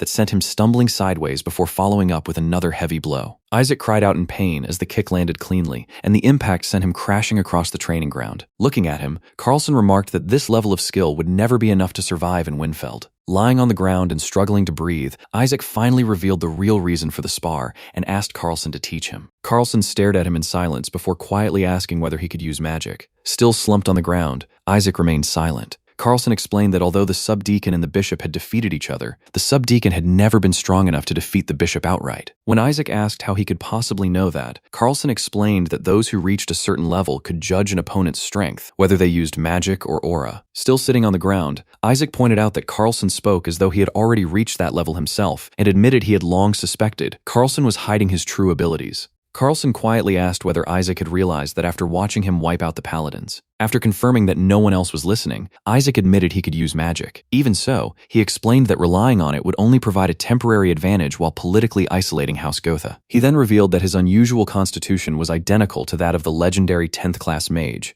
Zeke von Gotha, leaving Carlson visibly surprised as he asked if Isaac truly meant Zeke von Gotha. Isaac confirmed that Zeke was history's only 10th class mage and explained that, according to the records, he had also suffered from violent mana explosions. He added that Zeke overcame that weakness by collecting powerful artifacts from across the continent and wearing them on his body. Sitting on the ground, Isaac wondered whether the same solution could work for him. Carlson replied that Isaac's ability to use magic was already proof that he had overcome that unique constitution, just as Zeke von Gotha once had. Closing his eyes, Isaac told Carlson to think about it. He reminded him that more than 100 years had passed since Zeke burned down the royal capital, yet someone with the exact same constitution had been born into House Gotha once again and managed to overcome it. As Carlson listened, Isaac pointed out that if his secret were ever exposed, the royal family and the other noble houses would either try to manipulate House Gotha for political gain or simply have him assassinated. Picking up his wooden sword, Isaac asked whether Carlson regretted joining House Gotha. Without hesitation, Carlson admitted that he did regret it, but said he never dwelled on the past. Readying his stance, he warned that the one who would truly regret it was Isaac, because he was the one who had asked for this spar. Carlson suddenly swung his wooden sword again, catching Isaac completely off guard, as Isaac hurriedly protested that he thought their match had already ended. A loud scream echoed throughout the castle. A month later, a convoy of carriages traveled toward Winfeld.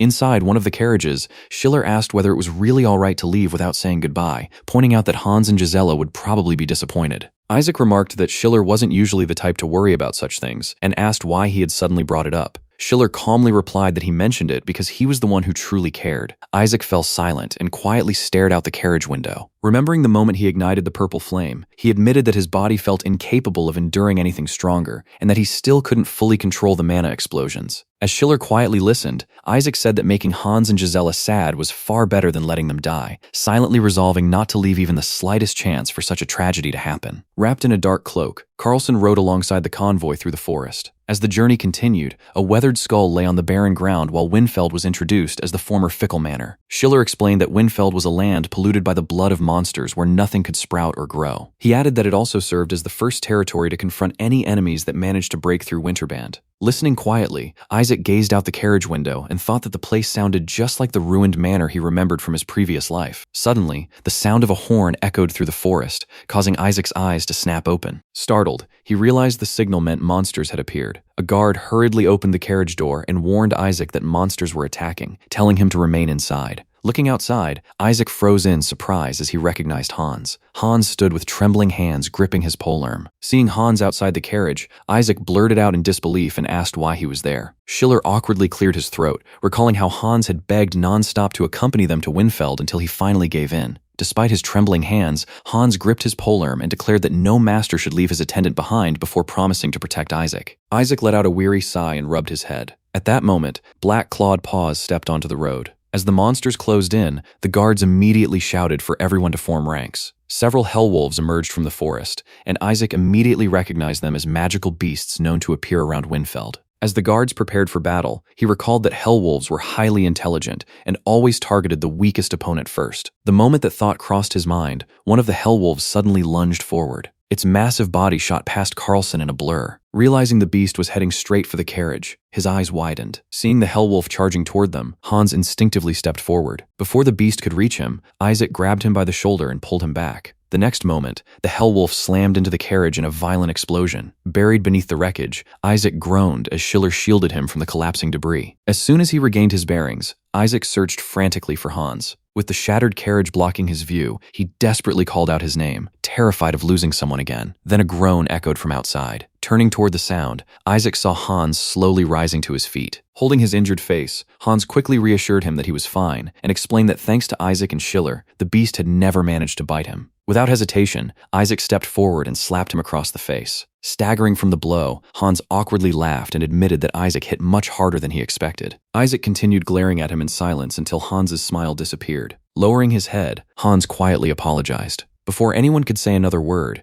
Carlson appeared with a blood-stained sword and asked if everyone was all right. Isaac immediately asked whether they had managed to deal with the monsters. As Carlson looked back toward the battlefield, loud clashes echoed through the forest while Winfeld's soldiers fought the remaining hellwolves. Watching the battle unfold, Carlson remarked that the soldiers seemed to be clearing the beasts out. At that moment, a completely naked and muscular man cleaved through a hellwolf with a massive strike. Isaac stared in disbelief before blurting out that the man was naked. The bald warrior continued grinning wildly in the middle of battle, leaving Isaac even more shocked that he was actually smiling. Watching the bizarre scene, Carlson remarked that the man was a complete madman, and Isaac silently agreed. Seeing Isaac's confusion, Schiller explained that the naked warrior was the commander of the Winfeld camp, leaving Isaac stunned to learn that he was the commander. He then added that most of the soldiers stationed there, including their commander, came from battle tribes. The massive warrior approached Schiller and greeted him as his little big brother. Schiller immediately corrected him and reminded him that he was the head butler before asking whether Bessemer had received the letter. Still carrying a hellwolf corpse, Bessemer looked confused and asked what letter he was talking about. Schiller sighed and wondered if he had thrown it away without reading it again. Bessemer's attention soon shifted to Isaac. After remarking that the boy looked familiar, Schiller introduced him as young Master Isaac. Bessemer stared at him in surprise before realizing that he was the tiny child who always looked like he was about to burst into tears. As Schiller told him to mind his manners, Bessemer remarked that time really did fly before adding that Isaac was the spitting image of his mother. When Bessemer suddenly leaned in close, Isaac could only blurt out an awkward greeting. Bessemer asked when he had grown so much, while Isaac asked if he could at least put some clothes on. Around them, soldiers rushed through the camp carrying away the wounded while others gathered the monster corpses together. Schiller then explained that Isaac had become the new Lord of Winfeld. Lowering his head, Bessemer quietly muttered the name Fickle. Looking back at Isaac, he remarked that his little brother had died exactly like the younger sibling he had always been. Isaac couldn't help noticing that Bessemer didn't seem especially saddened by the news. Sitting on a nearby log, Schiller explained that Isaac would only be staying in Winfeld temporarily and asked Bessemer to look after him during his stay. Bessemer looked genuinely surprised to hear that he would be staying. Pointing directly at Isaac, he asked if this was the cursed cripple everyone used to talk about. His expression turned stern as he demanded an answer. Bessemer studied Isaac in silence while Isaac calmly returned his gaze. After a brief pause,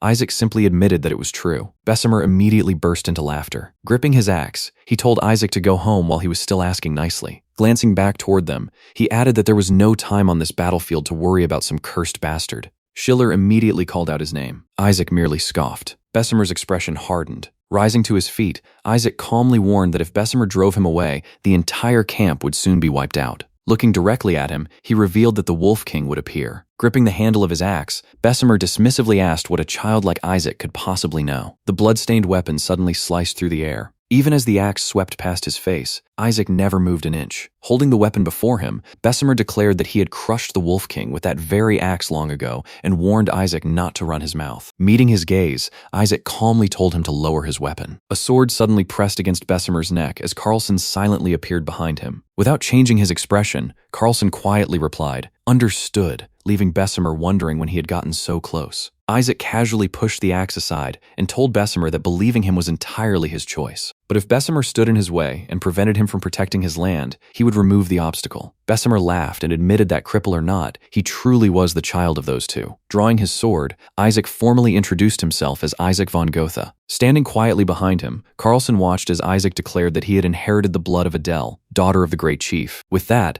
Isaac formally challenged Bessemer to a duel, leaving Schiller stunned. Holding his sword before him, Isaac declared that he would defeat Bessemer and take command of the camp. Bessemer could only stare at the blade in stunned silence. Bessemer grins and says, "It looks like the little young master has a death wish." Accepting the challenge, he agrees to the duel as Schiller suddenly calls out his name. Raising a finger, Bessemer declares that the duel will take place tomorrow at noon. Pointing toward the sun, he adds that it will begin when the sun reaches its peak. He then tells Isaac that a tent will be prepared for him in the camp. Standing face to face with him, Bessemer adds that if he wants to run away, he can leave whenever he likes. Later, inside the tent, Schiller questions Isaac about why he would say something like that. He warns him that Bessemer is a berserker. Explaining his reputation, Schiller says berserkers usually die young because of their extreme aggression, yet Bessemer has survived until now, asking if Isaac understands what that means. As Isaac quietly cleans his sword, he replies that it means Bessemer is strong enough to survive any danger, while also possessing the patience and judgment to make the right decisions. Schiller stares at him in disbelief, unable to understand why he would still challenge Bessemer after recognizing his strength. Turning to Hans and Carlson, he urges them to talk some sense into the young master. Hans falls silent while Carlson simply watches without a word.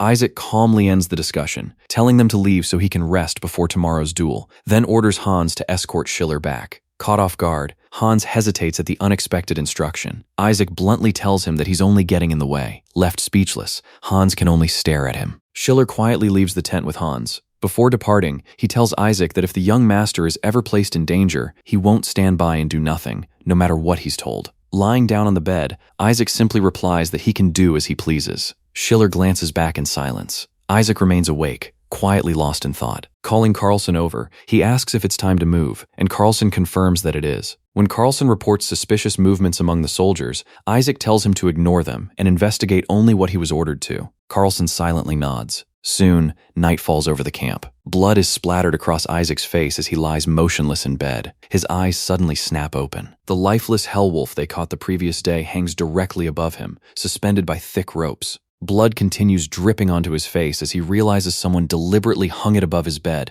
dismissing it as nothing more than a childish prank. Hans throws open the tent flap and shouts, "Young master." Outside, several soldiers laugh at Isaac's blood-covered appearance and mockingly ask if he enjoyed some wolf meat during the night. Sitting up with blood still covering him, Isaac listens as Hans furiously condemns the soldiers before calmly telling him to stop. Getting to his feet, he says washing up is more important than arguing with them. Hans looks back with concern, quietly calling out to the young master. Isaac's sword rests beside a tub as he pours a bucket of water over himself, washing away the blood. While Schiller condemns the soldiers' disgraceful behavior, Isaac tells him not to waste his energy because they would simply deny everything. Shouting in frustration, Schiller demands to know where Carlson is and questions what he was doing while this ridiculous prank was taking place. As Isaac calmly dries himself with a towel, he tells Schiller not to blame Carlson because he was only carrying out the task he had assigned him. Quietly drying himself, he remains completely composed. Schiller clenches his fist, unable to believe how unfazed he is. Remembering the aftermath of the evil cultist incident, he recalls that the place they investigated had been nothing short of hell. He reflects that such a horrifying sight could have driven any ordinary child mad, yet the young master remained unaffected. Footsteps approach from outside. Carlson arrives and remarks that this is where they've been. He reports that the tent looked terrible but says there was no serious problem, leaving Schiller stunned.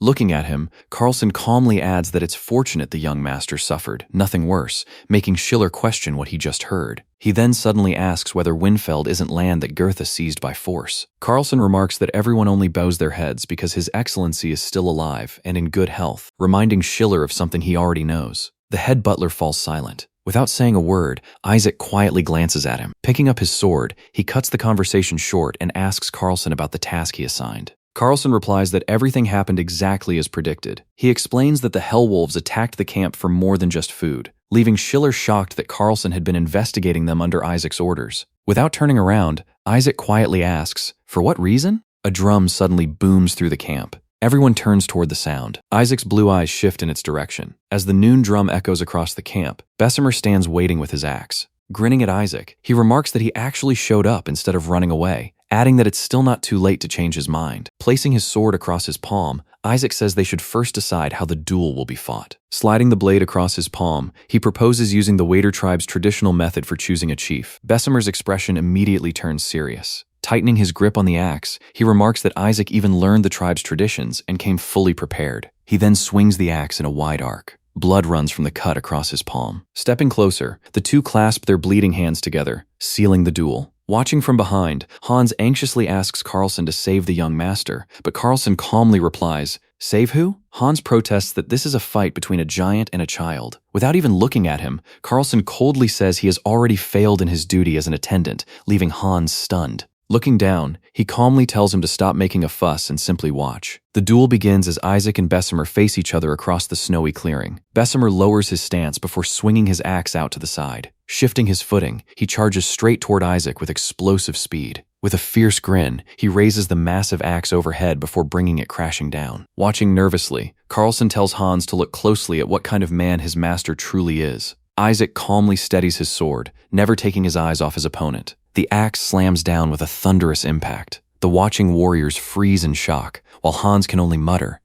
As the dust settles, Isaac is still standing, blocking Bessemer's massive axe head-on. Sparks burst as Isaac's sword grinds against the axe. The force sends him sliding backward across the snow, grimacing in pain. The watching warriors are left stunned that Isaac actually blocked Bessemer's attack, wondering why a member of House Gerthi is fighting like a swordsman. Resting his axe on his shoulder, Bessemer dismisses it as nothing more than luck. Standing up, Isaac calmly wonders if it was really just luck. Hans anxiously asks Carlson what just happened, saying, "The young master, Carlson quietly wonders how Isaac could have used magic. A sharp look crosses Carlson's eyes. The scene shifts to 1 month earlier as Isaac asks Carlson what it would take to defeat him in swordsmanship within a month. Carlson falls silent, staring at him without a word. He bluntly tells Isaac that defeating him within a month is impossible, but Isaac still asks if there's even the slightest chance, insisting he has to win no matter what. After a brief silence, Carlson says there are 3 conditions. The first is that his opponent must underestimate him and stay completely preoccupied. He then says the second condition is having a specific victory condition. Pointing at Isaac, he reveals the final condition. He needs one sure move capable of securing victory. Closing his eyes, Carlson says Isaac would have to spend the entire month practicing that single move, but Isaac grips his sword and insists it's still worth trying. A few days later, wooden swords collide in a shower of sparks. Carlson's eyes widen as his strike is deflected, leaving him wondering how Isaac managed to do it. With a confident smile, Isaac says he pulled it off with a little trick. He explains that he could never defeat a trained soldier through strength alone, but he also couldn't let anyone discover that he was a mage. He reveals that the idea came from Bishop Livonius's phase shift grimoire. He explains that he tore out the pages used to launch wooden stakes and hid them inside his sword's scabbard. By channeling mana through the scabbard, the phase shift formula is applied directly to the sword. With phase shift suspending the sword in midair, he says it only has to appear as though he's holding it. He explains that the real challenge is making the floating sword look like it's being swung naturally. To pull it off, every movement has to be controlled precisely with another spell. Isaac adds that the mana flowing through the technique must be perfectly balanced, neither too little nor too much. Keeping his eyes locked on the fight, he carefully studies every movement his opponent makes. He watches the placement of Bessemer's feet and the twist of his shoulders, using those tiny movements to predict where the axe will strike moments later. He explains that reading an opponent's attack isn't the difficult part, since he spent countless hours training himself to visualize every possible scenario in his mind. The real challenge comes from matching the floating sword's movement to the full force of Bessemer's swing. At the perfect moment, Isaac adjusts the mana flowing through the spell. The floating blade instantly shifts into position and knocks Bessemer's axe aside. Grinding his teeth in frustration, Bessemer angrily curses Isaac before charging in with another furious attack, demanding that the boy finally go down. Watching the fight spiral out of control, the nearby soldiers nervously try to calm Bessemer, reminding him that it's only a match. But Bessemer snaps at them to stay out of it. Isaac blocks his axe, but the force sends him flying backward. Leaping after him, Bessemer roars that anyone who dares interfere with this sacred duel will be torn apart by his axe blade. After crossing weapons with Bessemer, Isaac suddenly realizes something. Tightening his grip, Isaac realizes Carlson's sword was far heavier. Their weapons clash as he confidently declares that he can still win this fight. In the next instant, Isaac's strike sends Bessemer's axe flying into the air. Bessemer's eyes widen as he stares at his axe, suspended in midair in disbelief. The massive axe crashes into the ground. The nearby soldiers can only watch in stunned silence. Even Schiller and Hans look surprised, while a voice calls it a wider-style duel and reminds everyone that it ends when a fighter's weapon falls. The stunned spectators finally accept the result and rush toward Isaac, erupting in disbelief that the kid actually won. As the soldiers celebrate around him, Isaac raises his sword and firmly corrects them, saying, "I'm not a kid, I'm Isaac." Isaac von Gotha. One soldier clicks his tongue and turns away in visible frustration. Bessemer suddenly roars at everyone to shut up. He fixes his gaze on Isaac before suddenly grabbing him by the collar. Bessemer yanks him closer, demanding to know what dirty trick or scheme he used. Still held by the collar, Isaac calmly asks if he refuses to accept defeat and is willing to throw away his warrior's honor. Bessemer angrily declares that Isaac is the one who defiled the sacred duel and says he'll wash that stain away with his blood. His hand tightens around the handle of the axe. Rushing forward, Schiller shouts for the soldiers to stop Bessemer, reminding everyone that they serve House Goethe. He warns that if Bessemer so much as touches the young master, everyone present will be executed for treason. The soldiers freeze in alarm after hearing that every one of them could be executed for treason. Several soldiers rush in to restrain Bessemer, shouting at their captain to come to his senses before he gets them all killed. Bessemer grits his teeth, his face suddenly tightening in shock. His furious shout echoes through the air as he struggles and yells, "I said let go!" Soon, night falls over the camp as Schiller asks why they weren't told beforehand. Inside the tent, Isaac explains that he needed Hans and Schiller to make a fuss so Bessemer would believe it and underestimate him. Placing a hand on his forehead, Schiller asks in disbelief, "Since when?" Cleaning his sword, Isaac calmly answers that his magic changed after the last mana explosion. Schiller asks why he kept it a secret, and Isaac replies that he already knows the reason, because his special constitution closely resembles someone who lived a century ago. Isaac reveals that his special constitution is the manifestation of his bloodline, leaving Schiller speechless as he realizes the records of past generations were never meant to be seen. With a faint smile, Isaac says his condition was already so severe that he secretly searched through those records anyway. Schiller agrees to keep Isaac's secret after hearing that, if word spread about his ability to use magic, no one in the kingdom would welcome it. Sweat runs down Schiller's face as he silently wonders if magic is really all Isaac is hiding. He recalls peeking through a half-open door and seeing the Duchess kneeling beside Isaac's bed while Isaac lay there drenched in sweat. Back in the present, he looks at Isaac and realizes that, at some point, he became a different person. Isaac calmly agrees, saying, "Right." He then asks Schiller for a favor, and Schiller cautiously asks what that favor might be. Schiller remains silent, as Isaac remarks that the duel earned him command authority over Winfeld.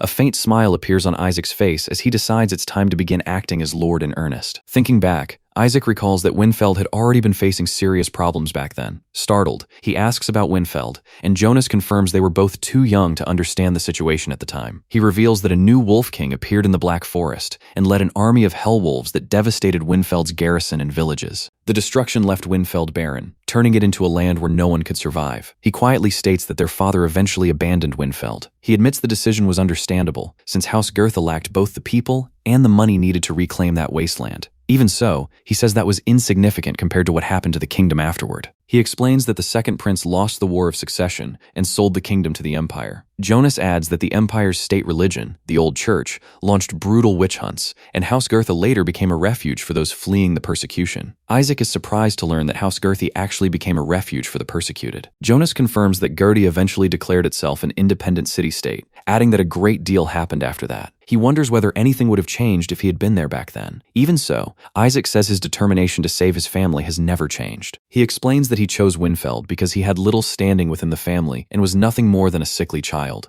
Isaac admits that knowing the future alone is meaningless, since no one would believe him and would simply think the already frail young master had gone mad. As long as he remained a child, his father would never entrust the family's future to him, and Schiller's help with the Old Church had been nothing more than a lucky break. So he decided he needed a place where no one would interfere with him, allowing him to prove himself quickly and establish his position. He concludes that an ownerless Winfeld was the perfect choice, especially since he already had a plan to restore the territory. With his resolve set, Isaac decides that his first duty as Lord of Winfeld will be to stop the Hellwolf attack that's only a few weeks away. Hans flatly refuses to leave, insisting he could never abandon the young master no matter what. Ignoring his protest, Isaac says he no longer needs a servant, but Hans stubbornly declares that being dismissed would only give him another reason to stay. Isaac falls silent for a moment. He admits he has no idea how much blood the coming Hellwolf attack will claim and can't even guarantee his own survival. Drawing his sword, Isaac says he refuses to drag Hans into that hell beside him. Pressing the sword to Hans's neck, Isaac coldly warns that he has spoiled him for too long. Isaac gives him a final choice: leave now or die by his hand.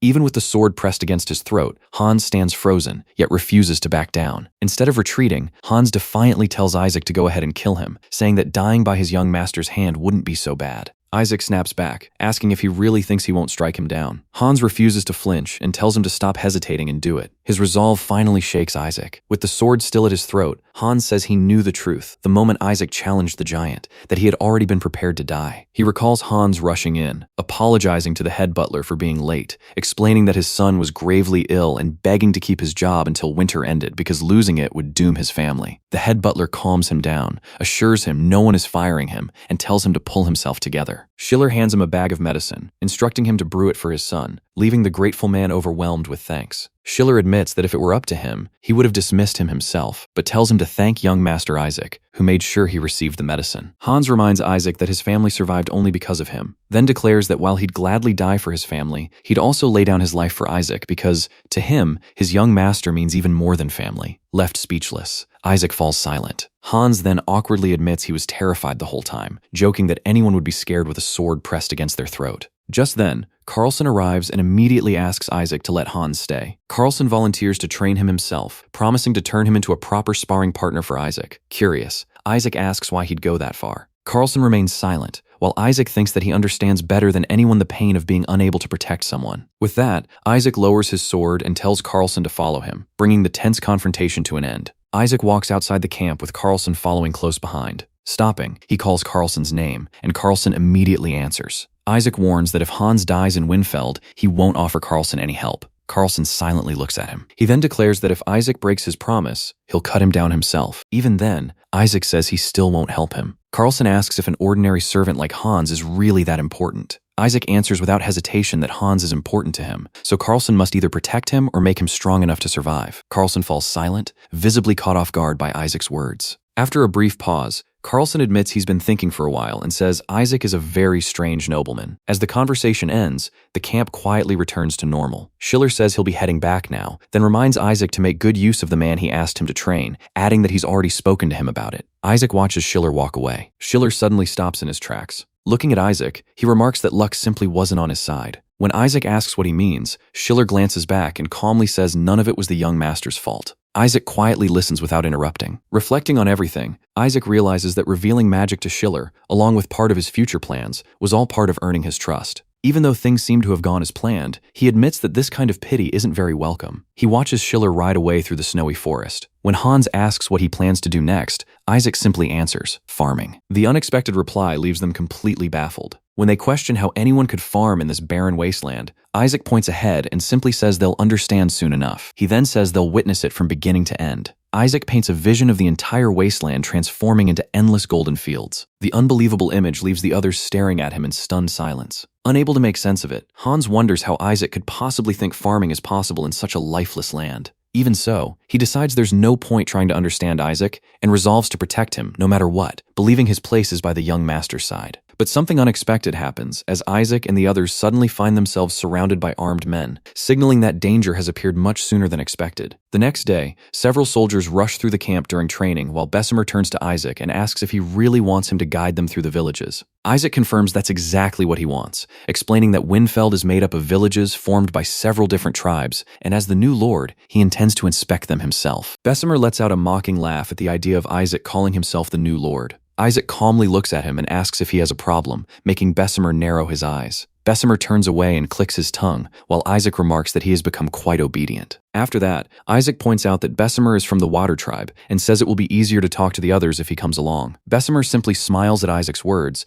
then rises from the box and points out that he knows one side of the situation, but not the other. Looking down at him, Bessemer explains that the Waiter tribe hates Gertha more than anyone else and calmly admits that he feels the same way. Bessemer is visibly caught off guard when he hears that Isaac plans to investigate the Wolf King. Walking away from him, Isaac decides to have someone else handle the guiding instead. Still, he tells Bessemer that if he is curious about what he plans to do, he can come along, making Bessemer tighten his grip on the cloth. Soon after, Isaac and his companions ride out through the village gate on horseback. During the journey, Isaac keeps looking around, and before long, they arrive at a village that looks quite shabby and quiet. Something catches his attention as he notices a woman hurrying her child inside a rough wooden shelter. The woman nervously keeps her child close, while Hans notices the villagers keeping their distance and remarks that it seems like they are avoiding them. Looking around, Hans points out that the village is filled with old people and women, and most of them appear extremely thin. The guide explains that there is almost no farmland here, so the villagers struggle to grow anything. Looking down, he says that Winfeld is a land polluted by the blood of magical beasts.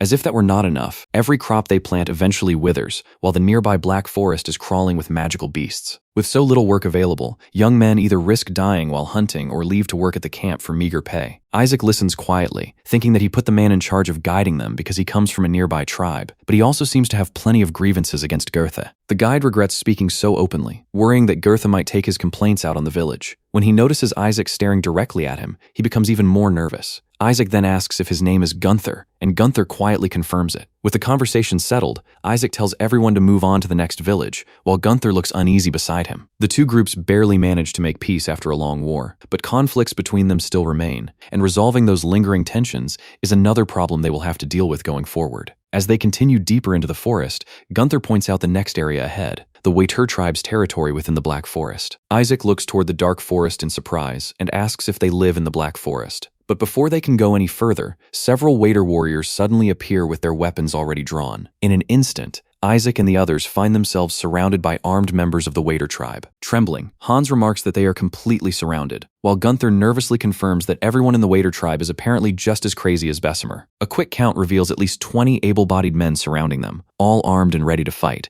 and Hans can barely believe that this is the moment they are choosing to count their numbers. Isaac tells Hans to take out the axe, and Hans looks confused for a moment before realizing what Isaac means. Isaac takes the axe from him and raises it, immediately drawing everyone's attention. He then announces that the warrior who defeated Bessemer has come to meet their leader. The weapon is revealed to be Bessemer's axe, the same one Isaac secretly took before they left. Since Bessemer himself is not coming, Isaac plans to use one of his belongings to make negotiations with the Waiter tribe easier. As a man steps forward, he remarks that Bessemer was so attached to his axe that he even kept it close while sleeping. One of the Waiter warriors immediately asks if Bessemer is dead. Isaac replies that he is still alive because they held a duel according to Waiter tradition. Hearing that, the warrior falls silent before pointing directly at Isaac and ordering the young warrior to come alone. Hans immediately objects, warning that he cannot let Isaac go alone when they have no idea what the Waiter might do. But Isaac refuses to let Hans decide for him and tells him to take the axe instead. He then calls out to Carlson, who answers before leaning in close as Isaac quietly speaks with him. As Isaac walks deeper into the Black Forest, Hans calls out, "Young master," while the group watches him move ahead. As Isaac and the Waiter warriors approach the tribe, a man waiting in the forest welcomes him as a young warrior. Isaac looks directly at the man and asks if he is the leader here, before adding that it seems he knew Isaac was coming. The leader then reveals that the goddess gave them an oracle. Isaac asks if that means the leader also knows why he came, and the man confirms it, saying that the young warrior has come to seize this land out of greed. Hearing that, Isaac asks if that was part of the oracle as well. As he looks around the settlement, he notices that compared with the other villages, this place is unusually clean and well supplied. A cane slams into the ground as Isaac wonders if these men could be responsible. The Waiter warriors surround him as one of them calls him Little Gertha, bloodline of the Northern Devil, and asks what he came all this way for. The leader then calmly asks if there is any reason he should not kill him. After hearing that, Isaac replies that this is exactly what he would like to ask. He points out that the other villages they visited were filled with only old people and women, while the young men had either joined the camp or been killed by magical beasts while hunting in the forest. Yet this village, hidden within the same forest, has so many able-bodied men gathered together. The leader calmly explains that their tribe is strong and that they need no greater reason to survive. Isaac gives a faint smile and responds, "Oh, really?" Isaac then tells them to show their new lord the strength of the Waiter tribe. As wolves slowly approach from behind, the leader looks shocked and asks how there could be wolves here. Isaac calmly asks why, questioning whether it is really strange for magical beasts to appear in the Black Forest. Then he looks toward the leader and asks, "Or perhaps, have you never fought hell wolves before?" The leader grips his staff tightly and admits that they have never fought hell wolves before. As a hell wolf approaches, the leader gently pets it and says that there was never any need to. Reaching for his sword, Isaac admits that he does not know how they called the wolves, but warns them that they will regret what they have done.